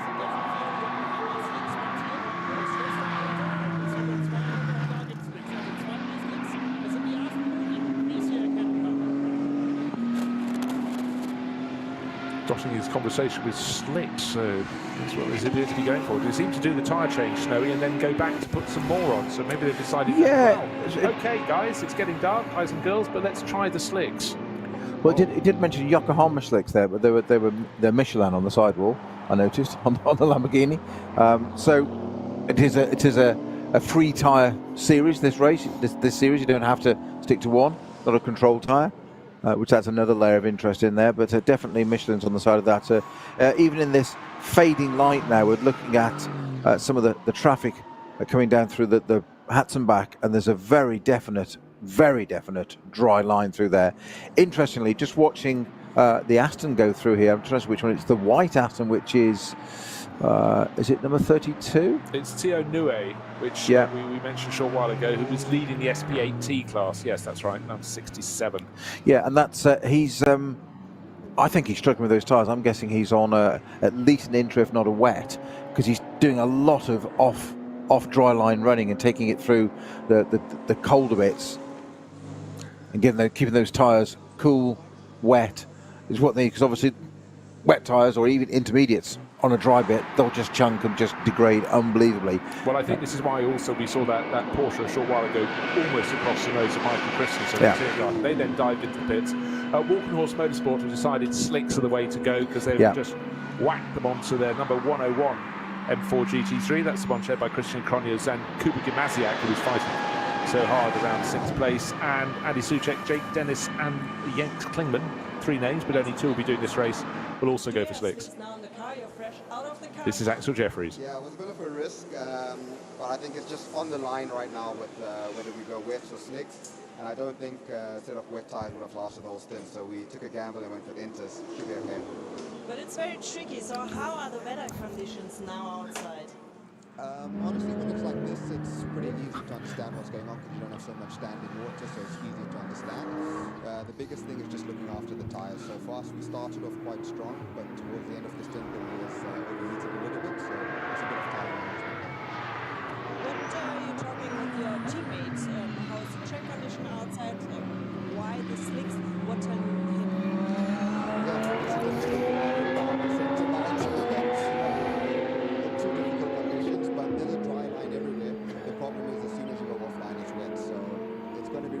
For him the first couple of laps, but I think after a while it should be okay. So it's risky, but that's it's a little bit from them also stuff on the lane, so we have to try something. Axel Jeffries being interviewed there. We're used to seeing people photobombing in the background, and certainly on F1 paddocks and so and so. You don't expect Franz Conrad, your eponymous team owner, to be jigging around in the background trying to put your driver off on a serious interview, but he was. 70s going on 17.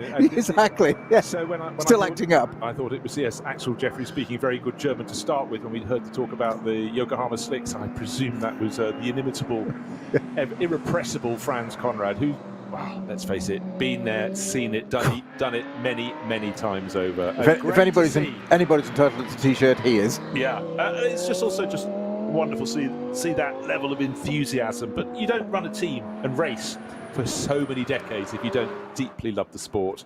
Oh, a proper dry line now is appearing on the Nordschleife. Of course, there could still be slip-ups if anyone pulls across to let someone through and gets onto the wet bit, but I just think that Axel Jeffrey's easy decision for him to make, because he wasn't going to have to take the consequence, I think he was right. I just have, you say so many times, Bruce, when we see these pit lane interviews and the cameras or they go into there and interview a driver, body language is everything, and Axel Jeffries there was really kind of keep it all together, quite serious, that switch onto slicks, and is it the right thing to do? And it's going to be tough for the driver in the car now, the first couple of laps, and I hope I haven't done the wrong thing sending him out. And he kept looking across to somebody in the back of shot for assurance, which is obviously Franz Conrad. So they pan across, and what's he doing? Jigging about, dancing. I said, well, your choice is made now, sunshine. I'm just going to dance. Yeah, fine. I know what he was really doing. He's celebrating its 30 years since he won the Nürburgring 24 hours. That's what it is. Of course, he's won this, hasn't he? Yes. He is. He probably hasn't mentioned it to the crew. Sharing with Frank Kathofer, Antonio de Azevedo, and Ernulf Verdheim. Those that know. Wow. Kathofer enjoyed it so much he won the following year as well. Right, 6 laps on the board, and one expects the front runners to come in and make their pit stops next time around. We've got 54 minutes remaining in this 2-hour qualifying race, a 4-hour race tomorrow, and top qualifying as well. The one at a time shootout. That should be super, super spectacular. All these elements being knitted together, ticked off on the list as we work towards the big one, the ADAC Nürburgring 24 hours at the end of May. And now the 24 into pits from second place overall, Matt Campbell, the line speed by Car Collection Porsche, red at the front, white on the flanks, driven very well by the Australian, as you would expect. And Christensen in Grello as well, Bruce, just behind. So they came in from second place Campbell, third place Christensen. Of course, the fast start happened just at the end of the previous lap, but still out there on track, still pounding around. Danny Juncker led away from pole, but slightly too fast, he did. And that led to a 30-second penalty just hanging over him. And he was, at the end of the previous lap, 12 seconds clear. So both Danny Juncker and Adam Christodoulou, who will be taking over, have to go absolutely flat out to try and win this race, because you don't get a 30-second penalty and just ignore it and let them think you can counter it in a 2-hour race around the Nordschleife. So will they end up on the podium, the top 3 positions at the end of this one?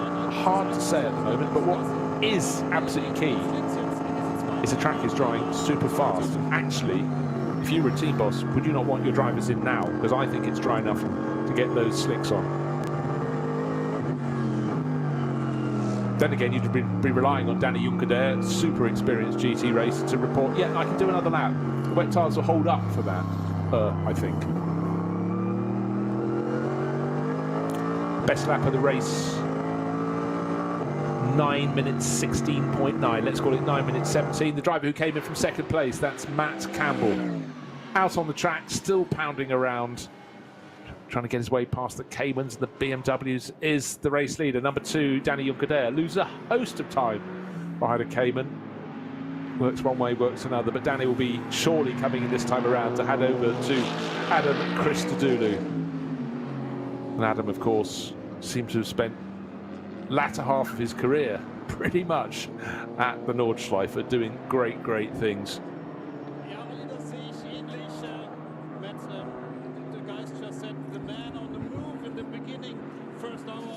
Qualifiers to our race. Just talk us a bit through your opening stint, the wet conditions, now into the dry. How was it? Yeah, it wasn't easy, but in saying that, it was also a lot of fun. Dried out quick, so a lot of dry racing line really started to develop really fast towards the end. So it was also trying not to overdrive it too much to hurt the tyre, because we were really sliding around and fighting the car. And it made it for a really good challenge, but really enjoyed it. So obviously we're at the front now, and Matthew's in the car. We've gone out in slick tyres, so I said to him it's going to be tricky, but it's definitely the right call at the moment. sagt gerade auf die Frage, wie es war in der Anfangsphase mit der nassen Strecke und der abtrocknenden Asphalt. Gar nicht so einfach, gerade weil es relativ schnell Matt trocken Campbell war. Musste explaining aufpassen, what das was Auto happening nicht zu überfahren. when he was on the track in the Lion Speed by Car Collection Porsche. He worked it up to second place. Very good run from the Australian. Now it's back out on the track, and quite wisely they put the other works Porsche driver in there, Mathieu Jaminet, to complete this race. What a lineup for them. So they're second, but with the penalty hanging over, the 30-second penalty yet to be served or offered to the number 2 race leading Get Speed Mercedes. They're effective race leaders. A car we haven't mentioned a great deal, or a team we haven't mentioned, if at all, to be honest, this event so far, Bruce, is the 12th position car now, the number 21 entry, the CP Racing Mercedes, the all-American lineup. Great, you mentioned about Japanese drivers and etc. coming across and Thai before, but an all-American race up here. Charles Putnam, eponymous name for the team, Charles Espinel and Shane Lewis on this occasion, and they'll be doing a lot more of this. They're running Caventic, Hankook tyres series as well, but they're going to do the 24-hour again as they did last year in a GT3 Mercedes, currently running just outside of the top 10, which is more than credible. They're splitting at the moment, Heinemann in the Falcon Motorsports Porsche and Stuck in the Lamborghini Huracan. And they are on the pit as well. Yeah, we've just got to be quite careful because quite a lot of these cars are just in the process of going into or coming out of the pits. But again, they do many laps. They must have so many air miles commuting across the Atlantic to compete in the NLS races, in the 24-hour series races. They just deeply get endurance racing, and you know what? They're one of the happiest teams up and down the pit lane. They become, they're such good friends. There's really good, relaxed atmosphere at CP Racing, and it's actually, if one looks, they've probably done more years than we realise doing the big commute. And I have to say, they have one of the best race trucks ever. Is in their breakdown sort of sleeping area is just like NASA Apollos. It's all silver bunks with American flags on and the name. It's literally like walking into a NASA room, and they did it deliberately. It's brilliant. I saw it last year at the 24-hour, and it was absolutely fabulous. So take it on the face of it, it looks as if they're just they're playing at it. They take it incredibly seriously, very seriously. A certain amount of money they spend, but what a relaxed bunch of people. But you know what? It's right. You concentrate on everything on the car, everything on the track, everything to do with drivers. But one of the important things in an endurance race is the quality of the sleep you get, the downtime. Even if you're just lying down with your eyes shut, not sleeping in your periods when you're not racing, if you can make that, sport is all about increment. Doesn't matter what the sport is, can I be 1% better? And, I often think, particularly when you get to those morning hours when it's now fully bright, your eyes are completely dry. If you've had an extra half hour of proper sleep, that just makes the world of difference. So yeah, it makes sense. Well, 15 minutes quality sleep's better than an hour's poor sleep. It's and it's hugely important in this, certainly in 24-hour events, if you can switch off, of course. And right on cue, what do we go and see? The CP Racing number 21 Mercedes on track. So somebody in Germany is listening to us on the other side on the TV camera. Thank you. It's called happenstance. Of course it is. No, it's good to see them. I'm just waiting to see next time around where that puts them. And actually, let's just talk about the cars that are running in the Pro-Am class of SP9, the top class here. Well, the subclass of the top class, if you know what I mean. Number 11 Mercedes, that started from the outside the front row. Colin Carasani was driving that. It's now in the hands of Marcel Marshevitz, who's an absolute regular here. It's running in effective 5th place, but let's just wait, as I say, to the end of this lap to check that everybody has made a pit stop. CP Racing, we just mentioned them. They were listed as 12th at the moment. Shane Lewis has just taken over. And then Iron Force, another car collection run Porsche. That was Janis Fischer, Jan-Erik Schluten, and Fabian, brother of Sebastian Vettel. Car number 29, just trying to see, I haven't really seen them on the score sheet. They're further back. In fact, have they started? I'll fill you in on that one in a second. Who else is in SP9 Pro-Am?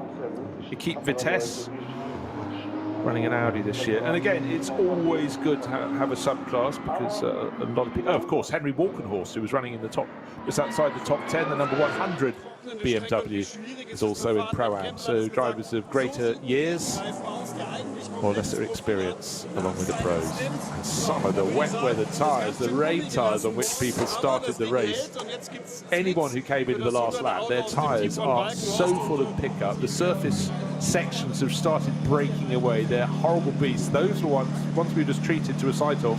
Just mentioning that number 100 Henry Walkenhorst Motorsport BMW, and waiting for your Brewer to go back out in that, possibly Sami Batty-Trogan.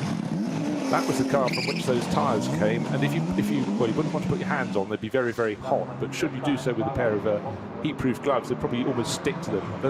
Those tyres had really, really chunked. So one lap too many. Often difficult, Snowy, on a regular size circuit. Do I do another lap? But the consequence is around 25 kilometres. If you've got the decision wrong, you're going for an awfully long time on tyres that are no longer playing the game.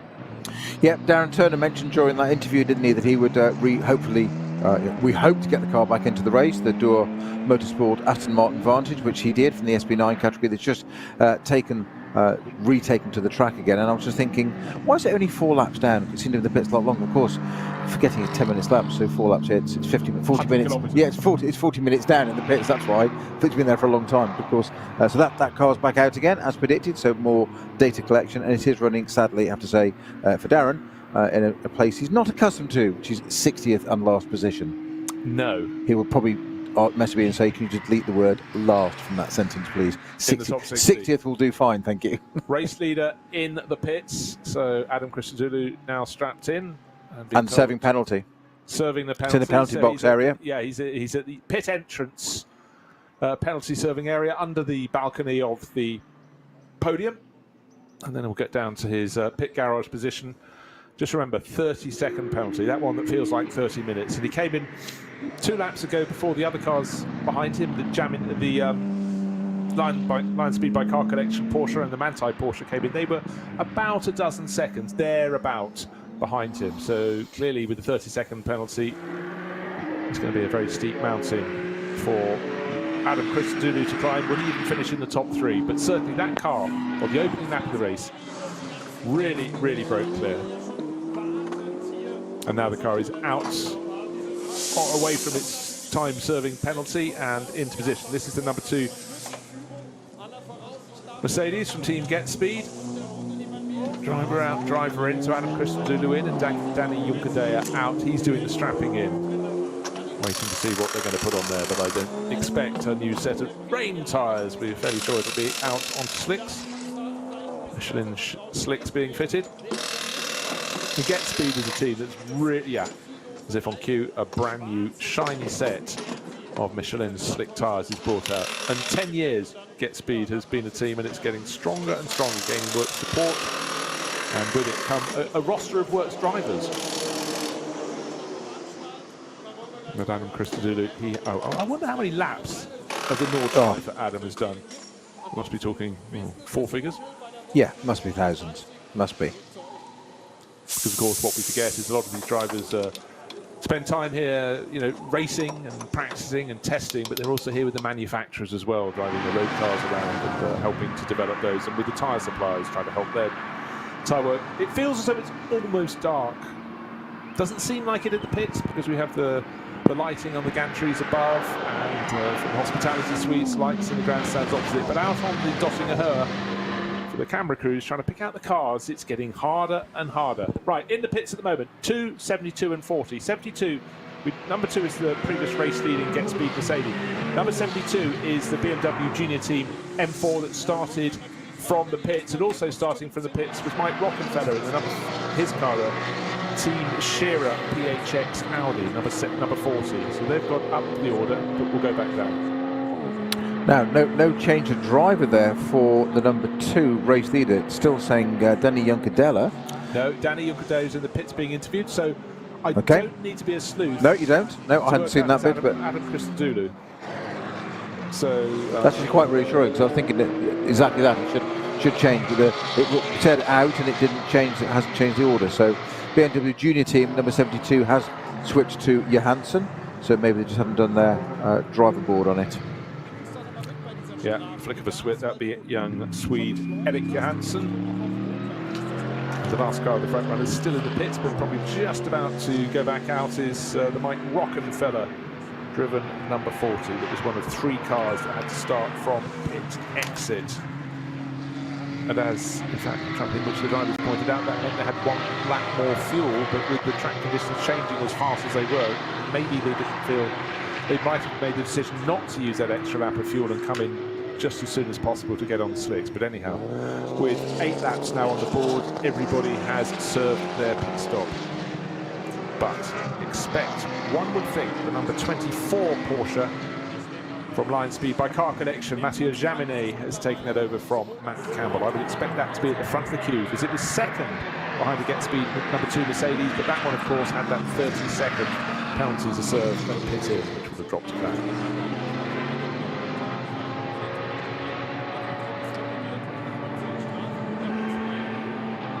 Proper darkness on the Nürburgring-Nordschleife. This is the first of 2 qualifying races ahead of this year's 24 hours at the end of May. And in between these 2, this is a 2-hour run. It's a 4-hour run tomorrow afternoon. We have top qualifying, which is a 1-by-1 shootout for the top 30 drivers. And that is going to be a real spectacle. Don't know what the weather's going to be tomorrow. It was dry this morning at the Nordschleife, wet this afternoon going into the race that started in late afternoon. We've been through evening, we're now into near full darkness around the Nordschleife. Harder and harder for the drivers to pick out the dry line, but then again, if they're on the right line, that is where the dry line should be. And the drivers started the race almost universally on wet weather tyres, on rain tyres. A couple of cars, including the number 5 Audi from Shearer Sport PHX, in which Vincent Kolb started on intermediates. That was not the way to go. They came in and had to change onto wet tyres, but everybody at their pit stop appears to have gone onto slicks. I think you'd be fairly mad if you didn't.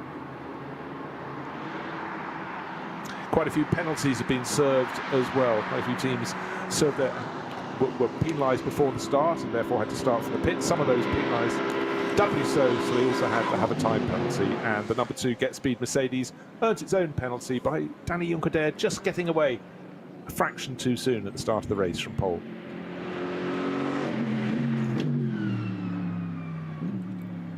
Glorious sounds. We have a little bit of audio there coming from going to Tiergarten. It happened to be the CP Racing Mercedes again. I knew it was a Mercedes.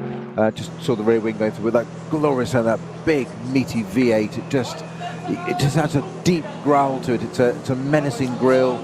It's got a glorious sound. It's a proper front engine GT car, much like the Mercedes as well, and the BMWs. There's just something I just love front engined GT cars. Big V8, big slicks, big wing, big circuit. What's not to like? Exactly so. And in fact, just the other day, I was behind an AMG 6.3 Mercedes, and that was rumbling through traffic, making a fabulous sound, probably getting through a bit more fuel than planned.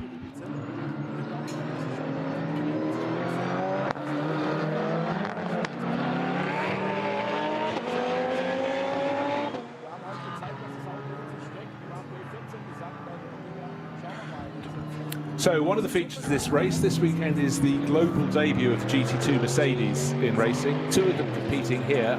Both of them had little problems. We heard that there's an alternator problem on the car from... Which one had it? It was the HRT, or was it the Get Speed? It was the Get Speed. Oh, it was the Get Speed car, wasn't it? Yes. But, led with Michael Grenier. That is now back out on the track. He said it had become a test session for them ahead of tomorrow's race. Merrick Bockman has just gone rumbling out of the pit lane in that, and the number 46 car, which was Team HRT, out racing team version, that had a shorter pit stop. It had a little moment for Frank Bird out at Klostertal, but he said, look, I only did my ring permit on Wednesday, I wasn't going to take any risks. That came in, had a bit of a pit stop, and it seems that unless they've failed to change the flick the driver switch, the young British racer Frank Bird has gone back for the second part of its run. Right at this stage in his Nürburgring racing career, probably not a bad idea. Get as much experience as he possibly can. And okay, Gunter Aberer, who's the long-term boss of many teams, he's boss of Schnitzelam Racing, or team manager, was explaining it was an engine belt that was broken, which is pretty much what Michael Grenier was explaining. So confirmation of all of that.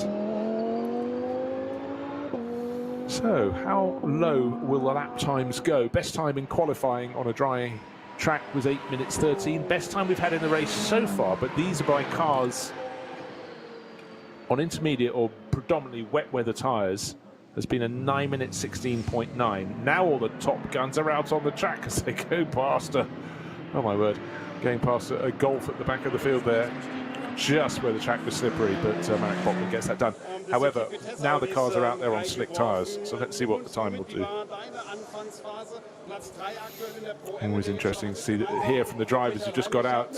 One driver who's got out that looks like he hasn't gone in yet, but Arno Klaassen, who's sharing the Equipe Vitesse Audi with Michael Heinrich and Christian Bollrath, but as soon as the microphone's put in front of his face, suddenly Arno lights up, and clearly he's got something to report. So he has been out there, but fading light, wet track, and then towards the end of your stint, Snowy, having to suss the fact that it's drying. Where is it drying? How fast is it drying? Should I come in a lap earlier? But Arno obviously done a good job in his Audi. Oh, he's looking very happy, isn't he, with his work he's done? Yeah.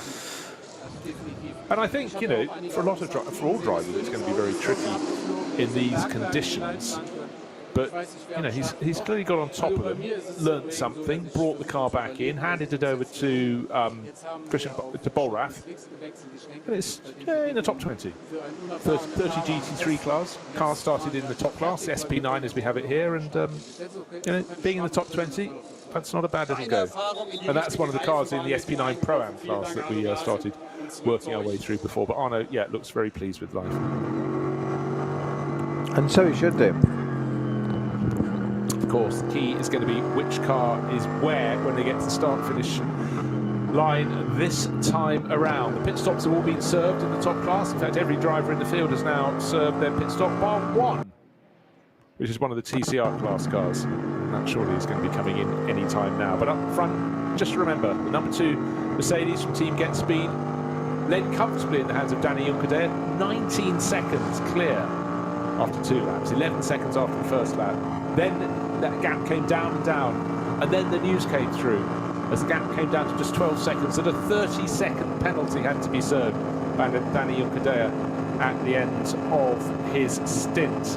And only then did they start the pit stop and the driver change to Adam Christodoulou. But that, I would reckon, we will have Mathieu Jaminet coming through in the lead in the 24 Porsche. The second place, by all reckoning, should be the 911 Porsche, now in the hands of Frederic Makiewicz. And I think Danny Juncadère's car, when he started the number 2 Mercedes, just waiting for that to flip through to say Christodoulou, should come through in about 3rd position. And then next in line should be the number 72 BMW, now driven by Eric Johansson, the BMW Junior team entry. Well, we're about to find out as the number 002 car comes over the line. Counter the gap to second place. It's still leading by, according to our time screen, it's 6.6 seconds ahead still. Okay, that's interesting. However, of course, the number 2 Mercedes from Get Speed pitted a lap later than its rival, so less time to put, you know, well, let's have a look. Yeah, going through the twister behind. The 2 Porsches, 24 and 11, Mathieu Jaminet and Fred Makiewicz, separated by only a second, but they are 6.5 seconds down on the race leader. So Danny Juncadère clearly did some very tidy laps before the pit stop, while his rivals came in. New fastest lap for Frank Makiewicz there with a 9:02.2. Mathieu Jaminet with a 9:02.7, so just a half a second between them on lap times there. But 6.5 seconds. 14 seconds faster than the fastest laps before. That's on their first flying lap on these. First full flying lap. Let's see what they can do next time around. Of course, there's traffic. And circuit's a lot drier now. How low will they go?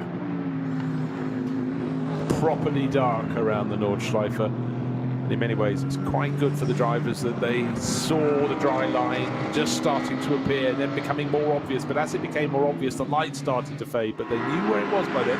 It's on the racing line, but not anywhere beyond that. So anyone going a little bit wide could have a little bit of a wake-up call.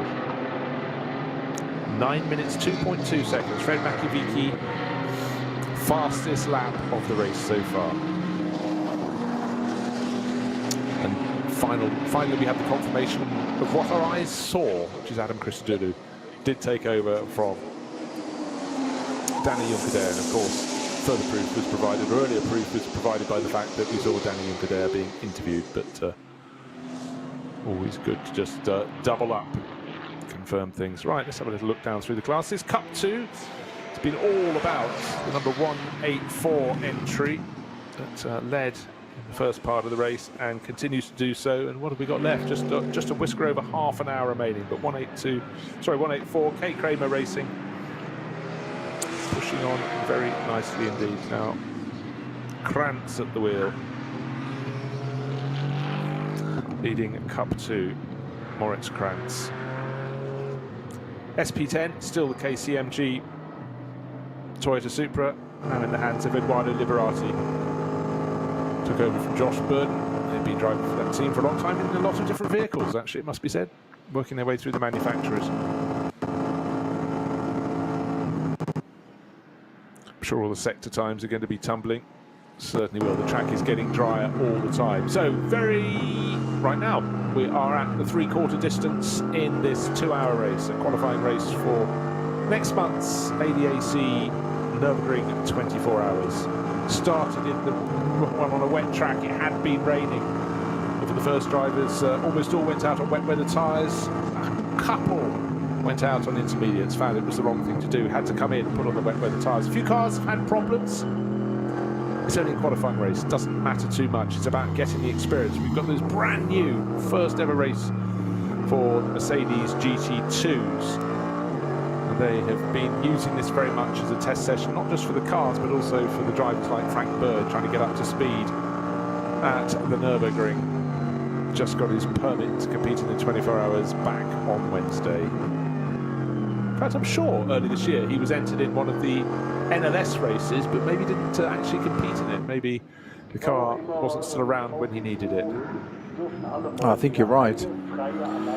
I'm sure I've seen his name on one of the entry lists, unless I was getting ahead of myself working on the 24 hours entry list a month or two ago. Now, are we going to get lap times under the 9-minute mark? I sense we are this time around. A little stalker we haven't sort of noticed so much there is the 5th place car, number 30, the Earl Bamber at the wheel, the Fricadelli Ferrari 296. We've been concentrating on that so much in strategies and times and penalties and etc. And just that Ferrari that has yet to really show its hand. Well, it is now, as you say, with of course, for us 3/4 of the race through, this is a bit different. It's half an hour to go rather than an hour, as in NLF races normally. So at the moment, a strong performance from the new 296 Ferrari. Yes, it was at the tail end of the top 10. I think I saw it in 9th place in the hands of David Pittard. It was then picked off by the number 72, which is the BMW Junior team entry. Remember, Conor De Filippi started from the pits, working his way up through the order. That's now in the hands of Eric Johansson. That's in 4th. Behind it is the car we talk about, Earl Bamber in 5th. But Earl was 4.5 seconds faster on the previous lap, so he'll be closing in very fast indeed on that.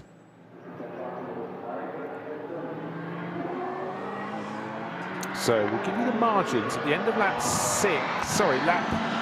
9, 7.6 seconds was the margin. Adam Christodoulou ahead of Matteo Jaminet goes to prove they were very good in and out laps for Danny Juncadere. Penalty served, 30 seconds in all. Back into the race, back into the lead.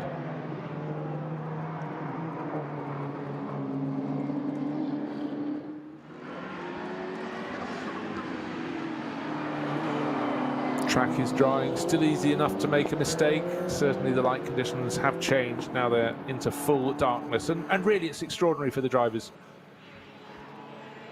So much light around the pit area, a slight amount of light as they're going around the Grand Prix loop when they double back behind the paddock, but as soon as they turn left and left at Sabine Schmidt's curve, the lights go out. Thereafter, they're looking for any vestigial light they might get around Adenauer Bridge, but that's largely down below the circuit, the restaurant at the foot of the hill there. And apart from the odd campfire going from, we have seen quite a few spectators already practicing their camping. This is their qualifying weekend. Exactly, yeah. It's qualifying for everybody involved, yes. Yeah. Cars, caterers, mechanics, technicians, you name it. Yeah, can castle builders, they're all out there, refining the skills they've picked up over the decades. And of course, so very, very different to Le Mans 24-hour, where so much of the circuit is illuminated, and it is very, very, very different. Spa the same as well as Nürburgring here. You get a little bit past the pits, and then you go to the top of a roof through Radion, and all of a sudden you're into the darkness again, into the Ardennes forest. It's wonderful, flat chat. And where'd you brake? I don't know. Have a guess. After the car in front. If it gets bumpy, you've gone off.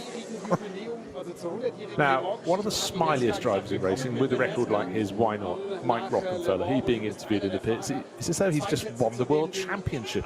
But this is a team with so much experience.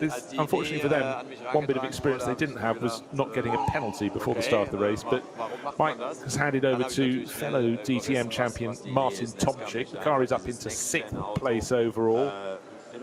Waiting to see, actually not a very good lap last time around for Tomczyk. Let's see what sort of pace he can find. But certainly Team Scherer PHX with quite a handful, a cluster of cars in this event heading to the 24 hours. Certainly Rockenfeller doesn't look as though he's had a bad time. He looks as though they've probably learned a few new tricks in the changing conditions. Bruce, I don't know, and I can't speak for him, but I would suggest that having survived that horrific accident at Le Mans a decade or more ago, 2011 I think it was, that extraordinary accident, it was a proper plane crash of an accident. Having walked away from that intact and still racing, I think I'd count every day as a blessing, be smiling as well. Yeah, it was just after Mulsanne corner, and in fact there was someone I know, it was Dan Partel, who ran the Euro Series, first in Formula Ford 1600 and Formula Ford 2000 with the likes of Ayrton Senna Racing, and then of course Opel, Lotus, producing the great names, the Mika Häkkinens, the Alan McNishes, etc., etc. The house he was staying in, part of Mike's car landed in the garden. Yes, you're quite right. You have motor racing crashes, and that was an air crash. Unfortunately, it was a GT class Ferrari, I think, just moved marginally into his path. That's all it took. It's all it took, exactly. And you just mentioned Alan McNish, who of course had that earlier one in that same race. It looked like it wasn't going to be Audi's day, but they regrouped and did it. But most importantly, both drivers, Alan McNish and Mike Rockenfeller, each suffering monumental crashes, and the testament to the strength of the cars these are both getting out of them. And I think if I remember correctly, that Rockenfeller, he'd already extracted himself from the car and got away from it and gone to lie down to go, kind of like, wow, check all my senses and count all the phalanges, etc., etc. And the marshals got to it and were horrified because they couldn't find him. He'd already got himself out of it. They thought he'd been thrown clear of it. He hadn't. He got out and said, well. It was a very hard place to get cameras too. And of course this year, Mike will be racing back at the Mans. It's going to work soundly though, be the NASCAR Garage 56 entry. That's why he's smiling. He's having to learn to be a good old boy. And but certainly the drivers in that, Jensen Button, massively enthusiastic about the project. It's something quite left field, and I'm all for a bit of that. Yeah. The driver lineup they have for the 24 hours, that's that'd be quite exciting. Can't wait. Certainly make a great sound. It will. I'm sure tomorrow. And guarantee some good interviews as well. Oh yeah. Part and parcel. Right, 10 laps on the board. The gap's only come down by a second, but we've got below 9 minutes, 8 minutes 49. New fastest lap of the race for A. Christodoulou, not just any A. Christodoulou, Adam Christodoulou. 6.6 seconds clear of Mattia Jaminet. And tucked in behind him, just 0.4 of a second behind him, is Fred Machiavicchi. So we've got the Get Speed Mercedes that's served its time penalty, 30 seconds served, and it's still leading this race. Mattia Jaminet, the Alliance Speed by Car Collection. Porsche, the red and white car, in second place. Third place just behind him, Fred Machiavicchi in the Manthey Porsche. And then behind them there is a full, wait for it, 1.25 minutes back to the number 72 BMW Junior Team M4 GT3. And that has, it's been caught quite quickly actually. Johansson is not lapping anywhere near as fast as his rivals. He did a 9-minute 13-second lap, and that's why the gap's coming down hugely to Earl Bamber in the Fricadelli Ferrari, who just did an 8-minute 55-second lap. So some drivers are beginning to wonder if some of them are just on a drying track but still on intermediate, if they've gone for intermediates rather than slicks, because there's a huge discrepancy in times. And just to reiterate, fastest lap of the race, I was about to say 8 minutes 49. I had said that about our race leader Adam Christodoulou, but if I scroll down to 13th place, Jens Klingmann, Volkenhorst Motorsport, we know their cars are on slicks, their M4 GT3s. 8 minutes 41. So you were debating whether it's going to be under a 9 minute. I will forget that. Yes. It's considerably under, isn't it? Jens Klingmann, 8:41. Yeah, so there have been some really good drives in this race. The three cars that started from the pit lane, number 40 is up to 6th place overall. That's the car that Martin Tomczyk is driving, that Mike Rottenfeller started. But that's 2 places behind the Eric Johansson-driven BMW Junior Team car. But all the spade work there was done by Connor De Filippi, who propelled the car pretty quickly towards the tail of the top 10, enjoyed some really good scraps. And that car is now running 4th. And the other one that started from the pits hasn't done so well. It's the Lamborghini Huracan from Conrad Motorsports, Jelmer Berman. He's not doing bad. His lap time isn't brilliant yet on slicks. Let's have another lap. Some drivers seem to take an extra lap to get full confidence in their slicks. What their lights can pick out in the dark is a dry line, but it's not always easy. But Jelmer Berman, we heard from his teammate Axel Jeffries talking about whether he thought it was quite right. He was confident it was right to go to slicks, but he was the one in the pit garage, not the one who was about to take on the challenge. Yellow flags at Tiergarten, the very end of the lap. Marshall's post 2:01. That's just flashed on our screen. Now, unbelievably, that's the first of this race. Is it? I feared I might have missed some, but wow. I've deliberately kept quiet all the way through, saying we hadn't had anything thought, because it would be the curse of. It's the first one we've had. Right. It's only at a 120. Jens Klingmann has just dived into the pits. Maybe he wants even slicker slicks. That's the 102 Walkenhorst Motorsport BMW. It's got up to 13th position, but it's in the pit lane. It will lose positions. Yellow flag still at Tiergarten, the very following corner, Hohenrhein.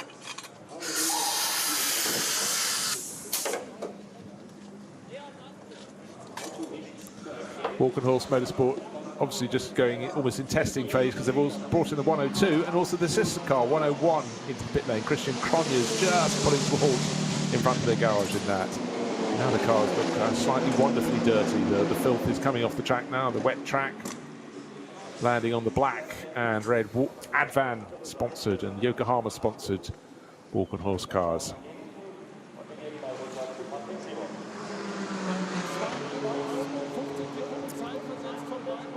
So Walkenhorst Motorsport suddenly having to get busy. Track is now clear. The yellow flags removed at Marshall's post 2:01, which is Tiergarten, and also 2:02, which is Hohenrhein. And Niklas Königbauer will be the driver, explaining what's happening at Walkenhorst Motorsport. He's the team manager. He has been caught by Patrick Simon. Nothing appears to be untoward, but they do have the fastest lap of the race. 8 minutes 41. That was set by Jens Klingmann the previous time. But obviously, top 10 position going away because they're in the pits and they should be out on the track.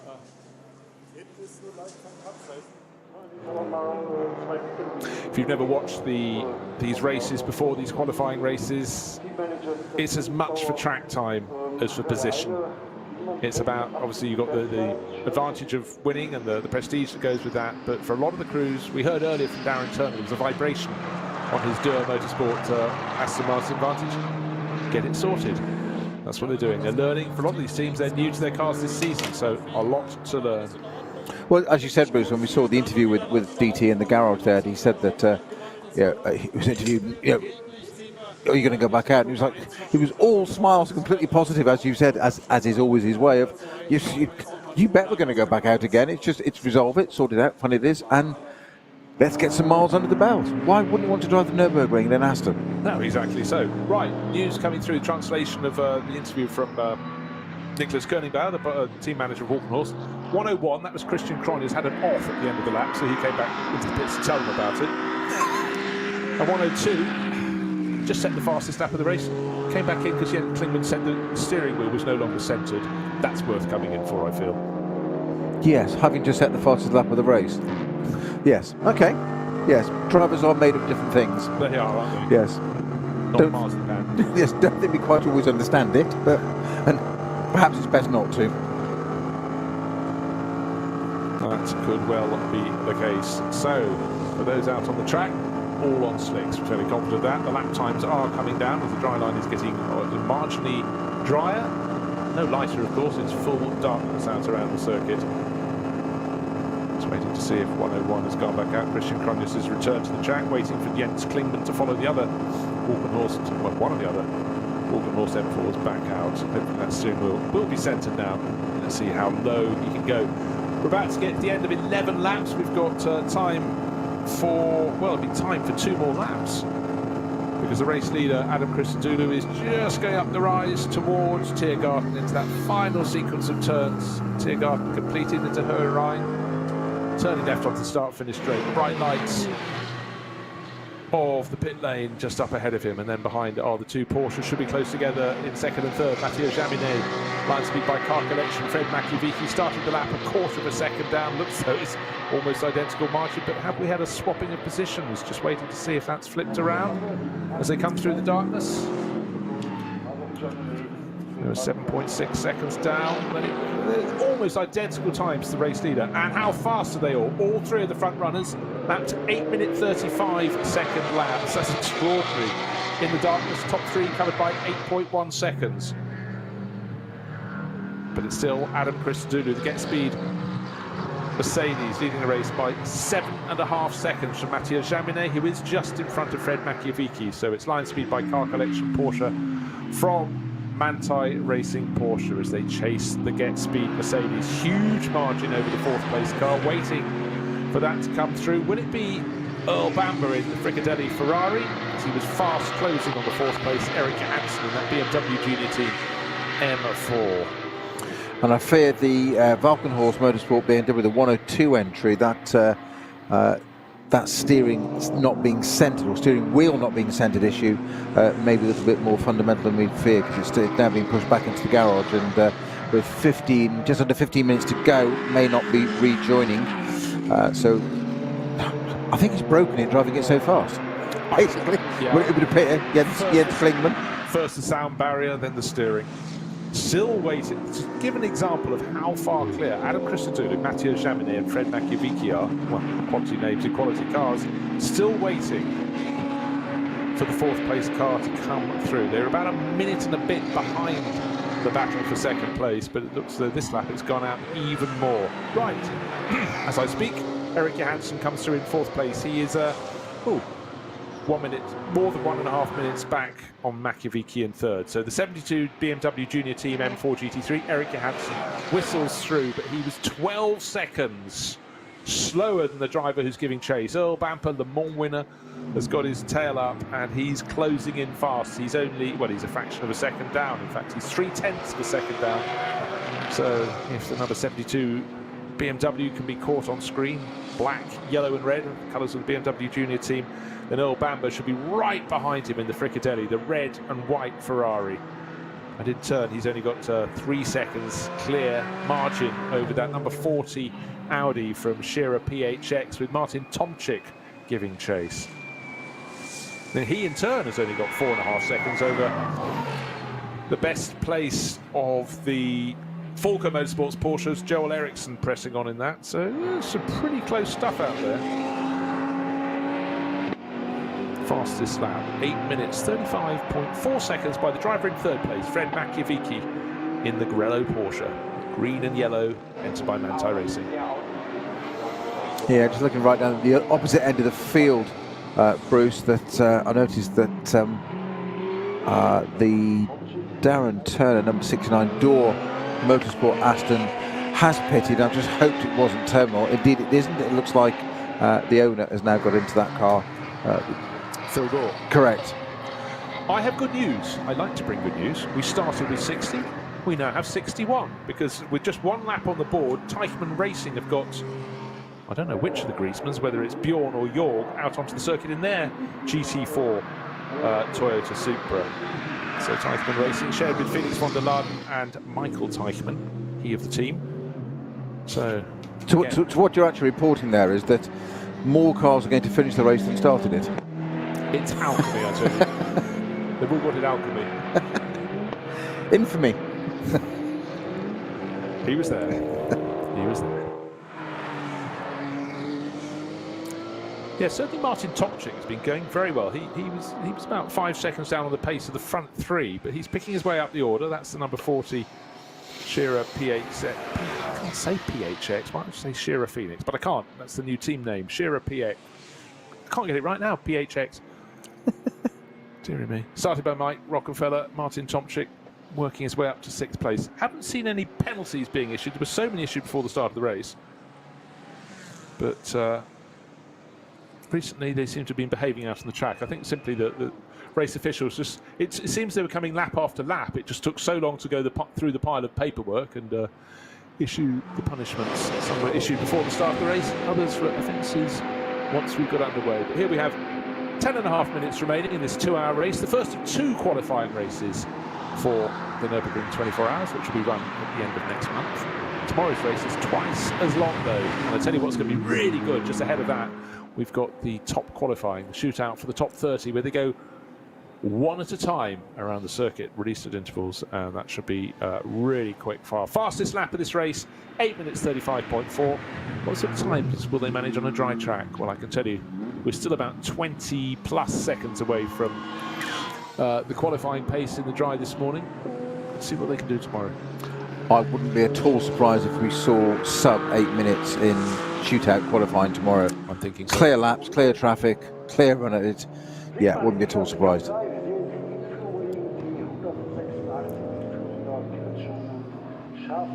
So we've got time for this lap and the next one. Yep. I'm just going to run down the classes a little bit. Cup 3. Don't talk too much about Cup 3. That's the class for the Porsche 718 Cayman GT4 Club Sport. Quite a mouthful, quite a long name, but they've been staunch races here. W&S Motorsport run a great team, and that's leading that Jürgen Föhringer and Sebastian Carcon, driver from Luxembourg, aboard that one. They're leading that class. Where does that put them overall? Of course, they'll be way behind the Cup 2 runners, but Sebastian Carcon in 39th position. Best of the Porsche Cup class car, which is Cup 2, is 20 positions further forward, Moritz Kranz. One of the things about this race was the global debut of the Mercedes AMG GT2. 1 competing down at Monza, 2 competing here.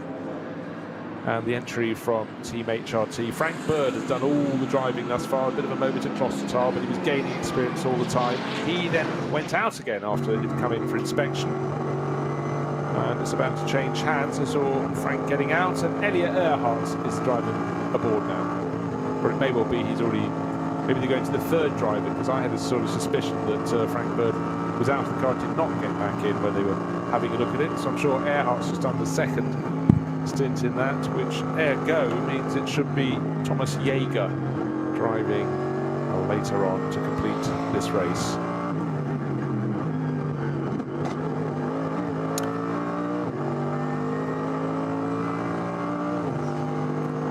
Well, it's been a really good run from Get Speed. Qualified on pole, quite an advantage. If you could get down to the first turn ahead, no spray. The track has since dried out, but just remember, after 2 laps, Danny Juncadella had opened out a lead of over 19 seconds over the best of the rest. The gap, though, did not continue to extend. It came down, went the opposite direction, down to just a dozen seconds, as the Manthey Racing Porsche, closely followed by the Lion Speed Porsche, got to within those dozen seconds. And then the penalty was issued, 30 seconds. To be served at a standstill. The pit entry before Danny Juncadella handed over to Adam Christodoulou. Yet they surmounted that. If anything since then, since those pit stops, Danny Christodoulou settled down. He's now just eked out a tiny bit more of an advantage. 8.6 seconds. You know what? They did, last time around, the top 3 runners did laps in 8 minutes 35 apiece. Now, lap 12 on the board, 8 minutes 32 for our race leader, Adam Christodoulou. Will the advantage go out from 8 and a bit seconds? Waiting for Fred Machiavicki to come through in 2nd place. 8.2 seconds, nothing in it. And Machiavicki also laps in an 8 minute 32, but he's 6,000ths of a second faster than Adam Christodoulou. So it's a bit of a bragging right there. That will not be the fastest lap of the race, surely, because this is the final lap and the track is drying all the time. The fuel load is dropping all the time. And importantly for Fred Machiavicki, he just gained a tiny bit of a margin over Mathieu Jaminet as those positions were swapped. He moved ahead. Jaminet, though, is only half a second behind. Very tight. Top 3 cars covered by 8 3/4 seconds.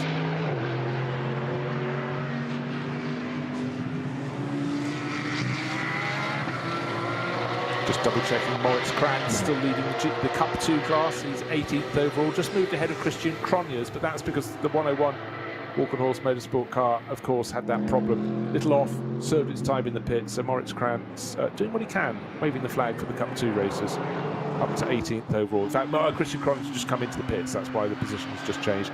We have a spinner sitting sideways in the dark on what is the final lap of the race. One of the Porsches, and we have another car 530 in the darkness, also stationary. I reckon there's been contact there. Can't tell which is the direction they should be travelling in, but they're both facing at least 90 degrees different to each other. Well, one of them is the rent-to-drive Cayman 718 from the VT3 class. That's the car that started in the pits and took a very long time to get going. Yeah, but I just want racing. You never want to speculate too much, but 2 cars off at the same time, opposite sides of the track. Right. Tends to point towards something happening. Indeed, we've got the location. It's down at the bottom of the hill at the Dunlop hairpin.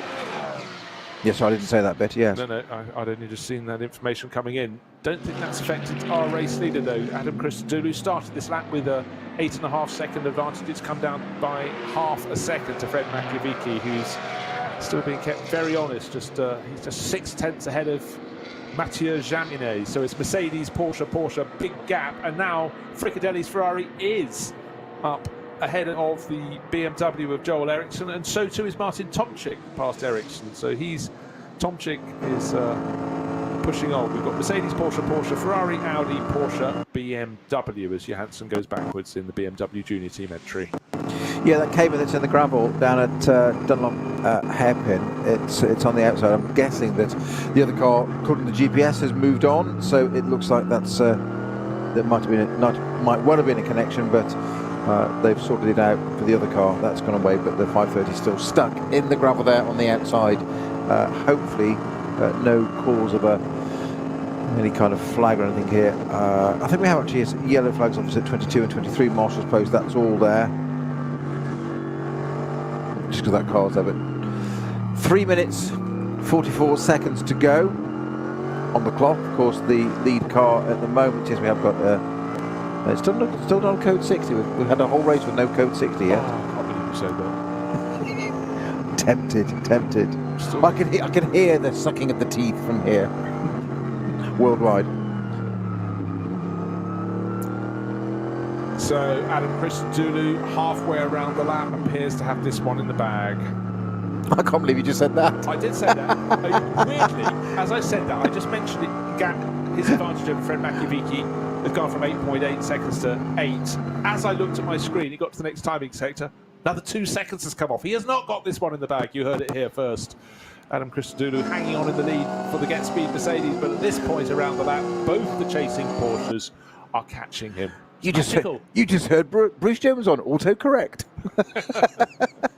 That normally puts the spellings in the wrong, the letters in the wrong order, doesn't it? It does on your phone. So they've just got to Exmüller, our race leader that is. That long run up to, or down to Bergwerk now.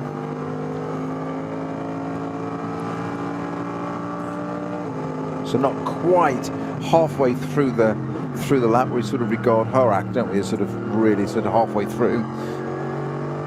Highest part of the circuit. I sort of think Bergwerk. No, actually. Bergwerk's I'd say probably Versailles or Callenhard. I'd think probably if you put that little wheel on a stick and push it along the track as surveyors do, it'll be about the halfway point. We can argue about that later. What age are you speaking from?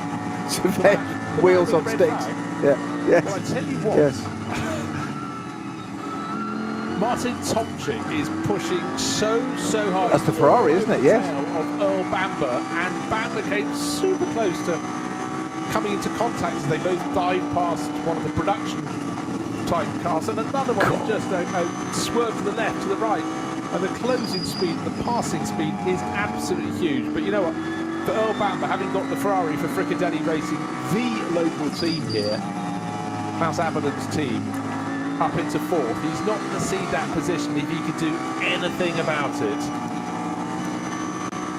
And as I said, Adam Christodoulou had this on the bag and he suddenly lost 2 seconds of his lead. He's got a tenth of a second back. He's responding, trying to make sure that my message wasn't entirely... Oh, Tomczyk over the back of that Ferrari, literally like a cheap suit. It's just so close. How he's missed it, I just do not know. But Earl Bamber doing his utmost to say for Fricadelli Racing there, you're not having this. We haven't quite got on the podium, but you're certainly not an army of fourth place. But so close in the final stages of this. This is for fourth position, Bruce.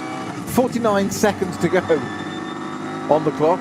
Where are they on track at the moment? These guys are... They're just coming up to Bergwerk now, so about half a lap to go yet. So it's not done yet between Martin Tomczyk and Earl Bamber. Ferrari versus Audi, both mid-engine cars. The Ferrari desperate for a result. The Audis, we know where they work everywhere, but especially around the Nordschleife. Can Earl Bamber keep this Ferrari up there? Nearly got a podium out of it. And this is the 32 qualifying races for the 24-hour in a few weeks' time. Porsche's got to run now, getting closer, going to get a little draft off the Ferrari there. I think he's going to get the job done. Well, Tomczyk can get it done, because we failed to notice last time around, he set the fastest lap of the race. Fast at the top three, an 8 minutes 31.8 second lap. He's moved past Earl Bamber, so the work of Pittard and Bamber in the Fricadelli Racing team still really impressive in that new But that's on that massively quick section, the Klossertoll there. Just got a draft from the Ferrari and just pulled out and didn't breeze past it, but boy oh boy. In the last, literally the last half lap of the race. Yeah, well, we know the Audis work well. The R8 LMS Evo has been racing here for years, powering through. The latter third of the last lap. Well, I suppose the third of the last lap, but to be pedantic. But what's going to happen up the front? Adam Christodoulou leading by 6.2 seconds at the last timing interval, but he's powering along Dottinger unless anybody has got to within 1.5 seconds of them, which in fact, as they went onto the back straight, the long straight, that's what Fred Machiavicki has done in the Banzai Porsche.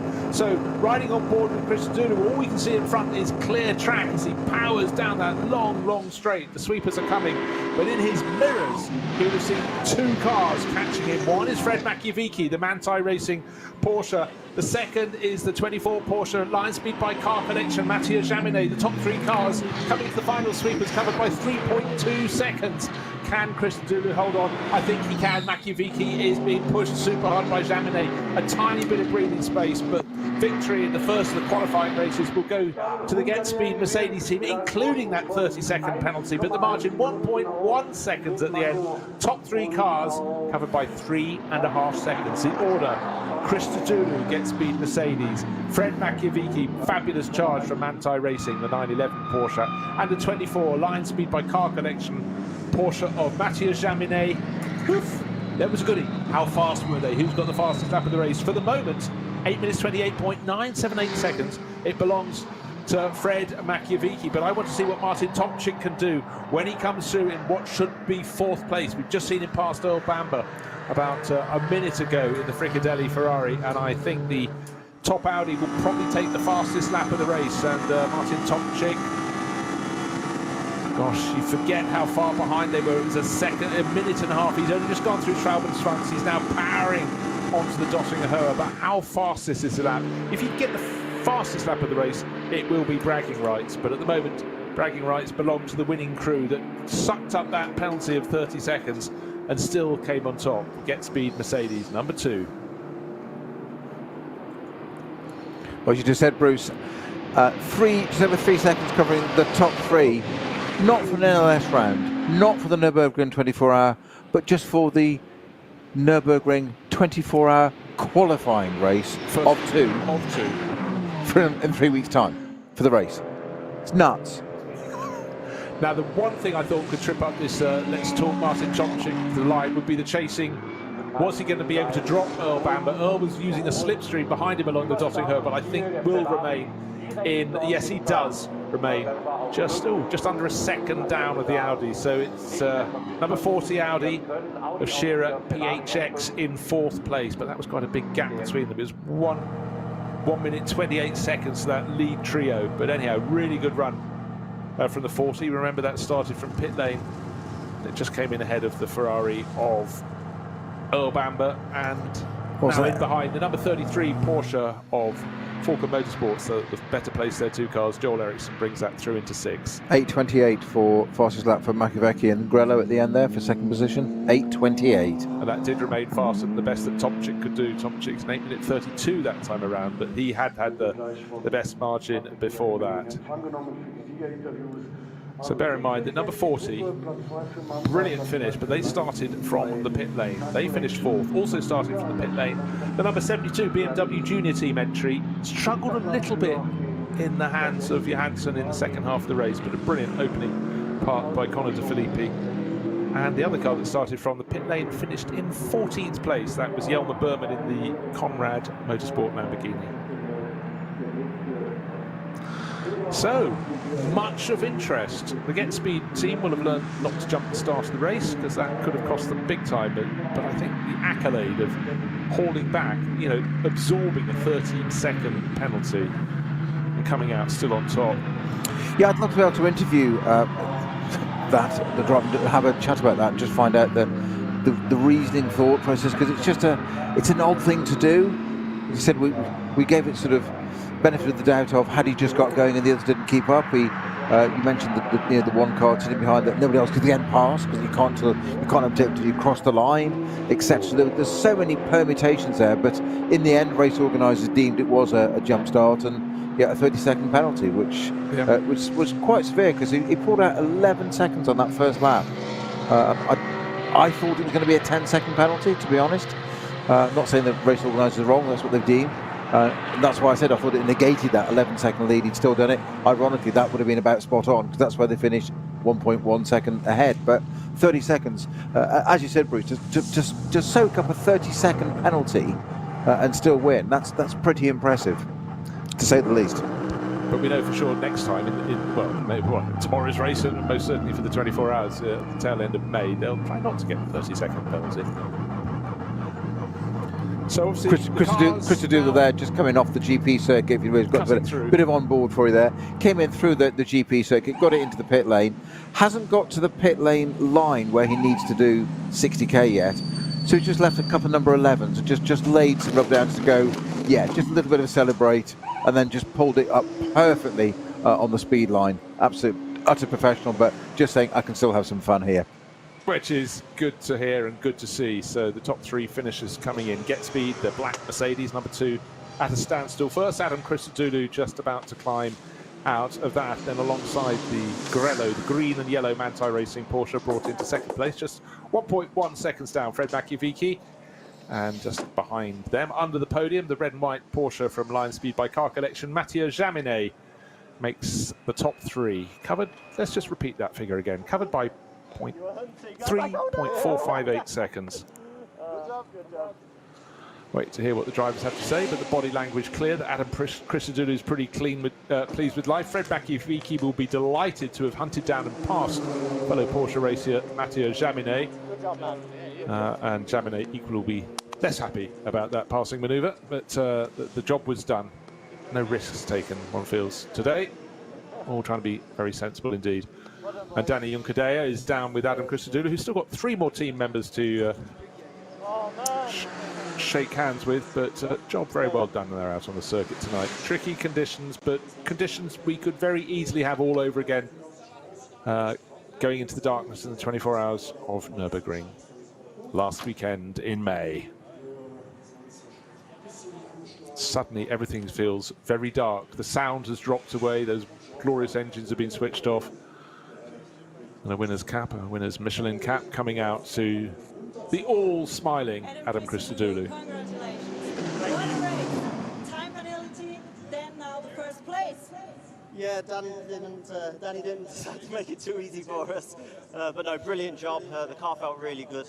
It was so difficult at the end. You just can't see where the wet patches are, and you're just pushing, and I knew the Porsche was catching up a little bit each lap, and then on the last lap the traffic was horrendous. But anyway, brilliant job. Like after last weekend, well deserved for the whole team, just for putting the car together, getting it all ready, because after last weekend we thought we weren't racing this weekend. how much are you looking forward to the 24-hour race in 4 weeks? I can't wait. It's my biggest race of the year. In fact, it's our biggest race of the year, and so we've come so close the last few years. We won it a few years ago, so we're trying to make it a second time for the win. Thank you very much, Adam. Cheers. Und einmal zu Patrick, zum Zweitplatzierten von Grello. Ja, nicht nur Platz 2, sondern Platz 2 und 3. I mean, it was an amazing fight till the end, Fred Marker. Just talk a little bit through. Congratulations, P2 in the end. Yeah, a great job. I mean, at the end, at the beginning, I was quite lucky. You know, I was just following Mathieu. He was showing me the line. It was quite good, you know. And after we were definitely, when the pace started to come back, you know, when it was drier and drier, we had a strong car. But here, you know, when you have mixed condition, only one line, it's quite tough. It was a nice fight, and happy about this second place. I mean, thank you very much, first of all, Fred. Fred just told you, you show him the line, and then he just overtook you, but it was a nice situation when you come to the Park Fermé. Just a little hug to one of your teammates in the Porsche factory squad, but here on the track you were competitors. Just how was the fight with Fred Mark in the end? Yeah, it was fun. Obviously, like you said, I showed him the line. When you're in front, it's quite difficult, so yeah, I think it was nice for him to follow me, and obviously as he dried up, they had more pace, and we know it's just our first race. You know, we just come up with the Lion Speed Crew, so it's already an amazing result and a great job for the team to finish P3. But yeah, we definitely need to analyze and need to find more pace in the dry conditions. Thank you very much, and then see you at the prize giving. Und damit zurück zu euch. Wir sehen uns gleich bei der Siegerehrung. So there was the inimitable and ever-enthusiastic Patrick Simon grabbing second and third place finishers, those Porsche Works racers. Fred Machiavicki with the largest smile on his face, and Mathieu Jaminet slightly, well, you know, tongue-in-cheek in many ways, just very happy, frankly. Top three here. They've tried the conditions, they've found the conditions, worked the conditions. Didn't have an answer for the Get Speed Mercedes, though. That will be slightly ominous to suck up a 30-second penalty and still come out on top. So just to run down the order, Get Speed Mercedes winning in the hands of Danny Juncadella, who started, jumped the start, got the penalty, handed over to Adam Christodoulou. Second place, the car that Bantai Porsche shared by Michael Christensen and Fred Machiavicki, just ahead of Matt Campbell and Mathieu Jaminet, driven Line Speed by Car Collection Porsche. Top three cars covered by 3.5 seconds after 2 hours. The number 40 Shearer PHX Audi moved up to fourth place. Remember, that started from pit out. Earl Bamber fifth for Ferrari. Fricadelli car he shared with David Pittard. Then the 33 Porsche from Falco Motorsports brought home by Joel Eriksson, completing the top six.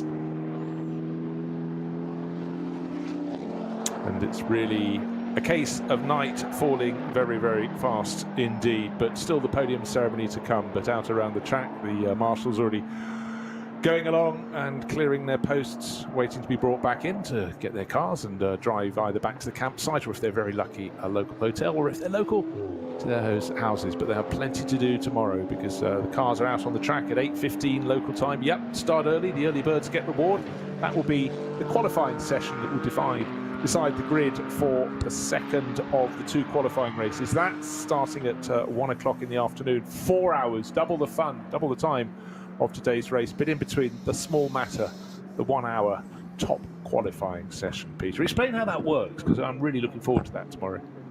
Well, yeah, basically it's very simple. The SP9 cars on the road get the Nordschleife to themselves.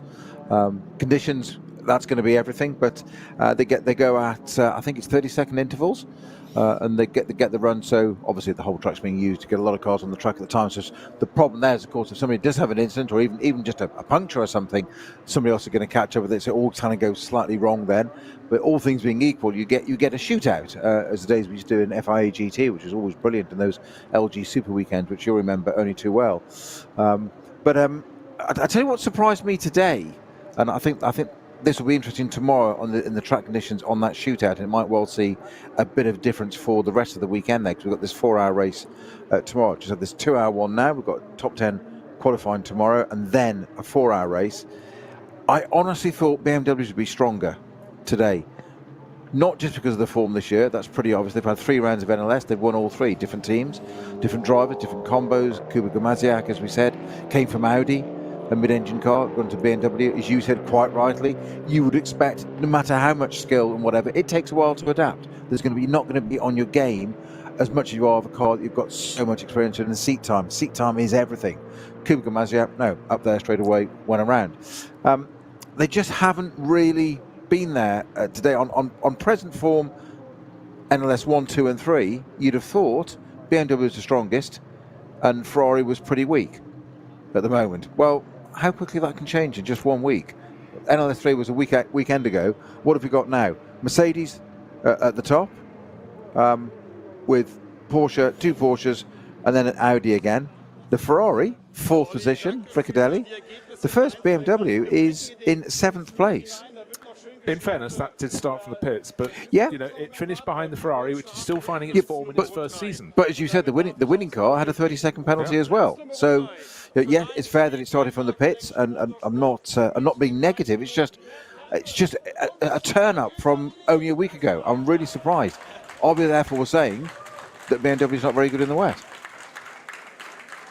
Or am I being mischievous now? Oh, well, you could well be. So the podium ceremony has started. The taller figure, 2 drivers out there. There's a slighter figure of Matt Campbell on far right of the podium, and alongside his French teammate Mathieu Jaminet. Not too downhearted about being passed right at the end. Fred Makiavicki, well, he did the passing to get that 2nd place. He's delighted.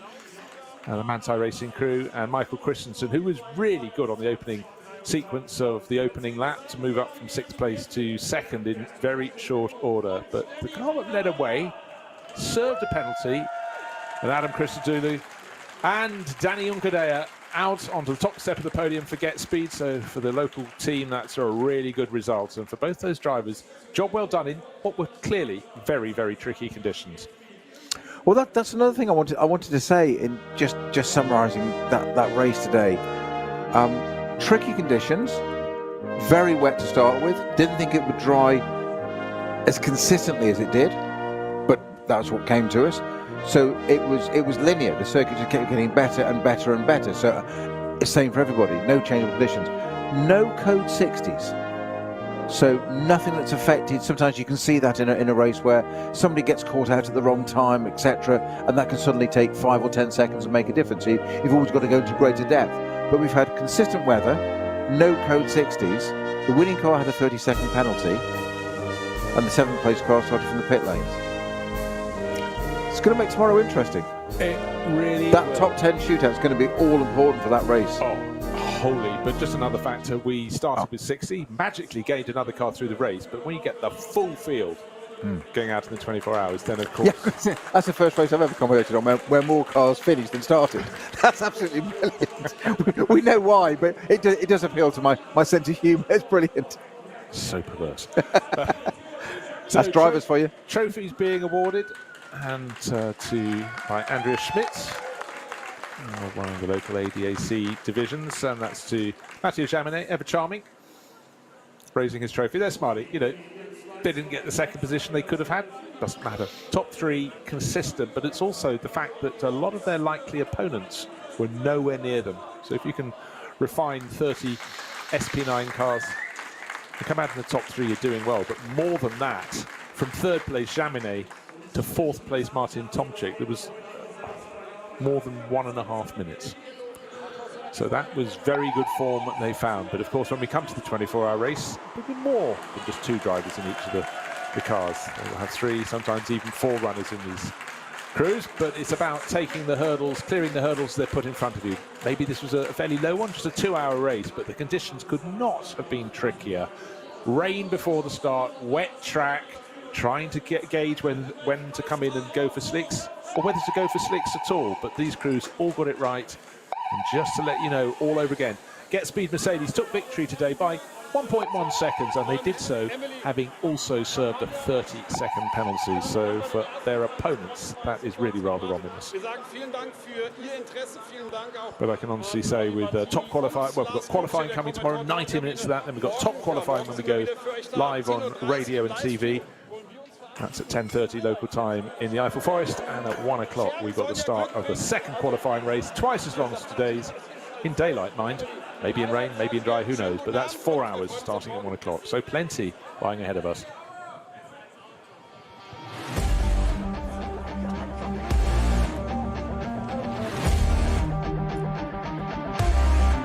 So much can happen in 2 hours of racing. It it seems like 4 hours ago we started, but when thinking back across this race, without keeping out of trouble, we said that at the start, you could really just block your pocketbook, damage your car, and not be able to take part in top qualifying tomorrow or in the 4-hour qualifying race. But I must say, Peter, the opening stint of the race, good overtaking, but I think we're just giving each other a little bit of slack, a little bit of space on the track. Quite right to say.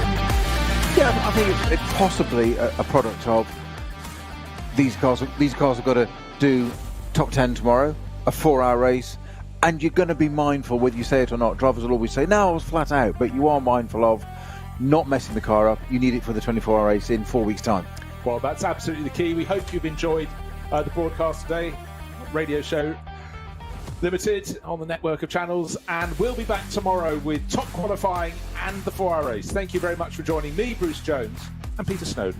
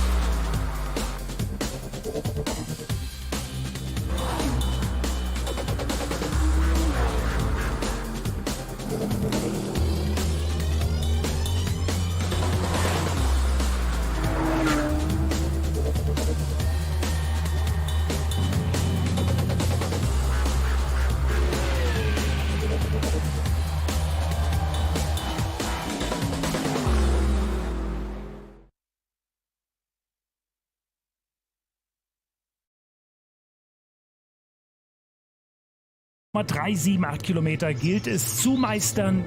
Oh my gosh, this track is just incredible. This is such a fun place. It's amazing out there. 78 Kurven.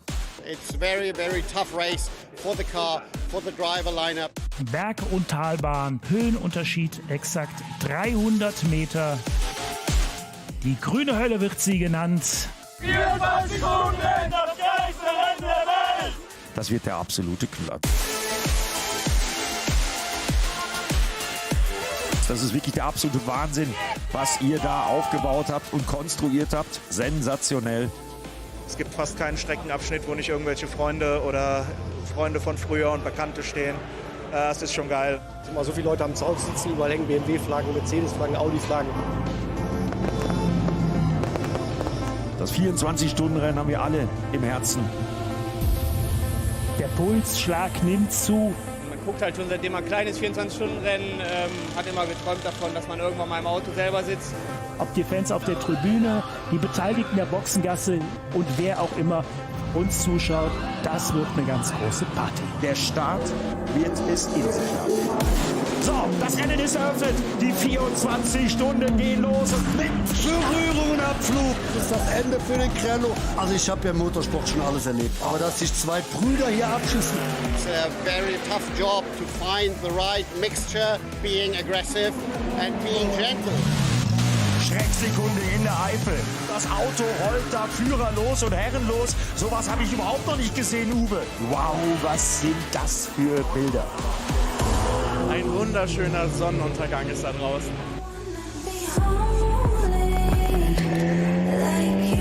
This track is so special when you drive at night. Typical Nürburgring 24 hours, survive the night.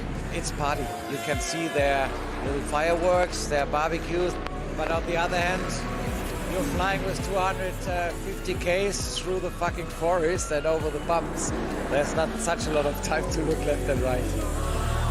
Und liegt es an der Vernunft, letztendlich, ob es kracht oder nicht.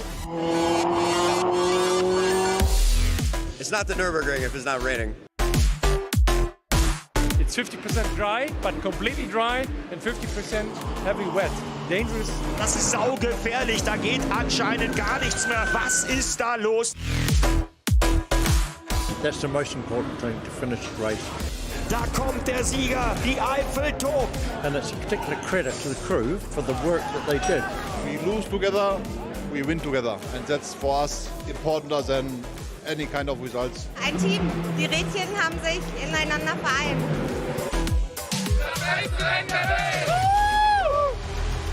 Wahnsinn. Haben wir so lange drauf gewartet, haben wir so lange vermisst. Der Start wird es in sich haben.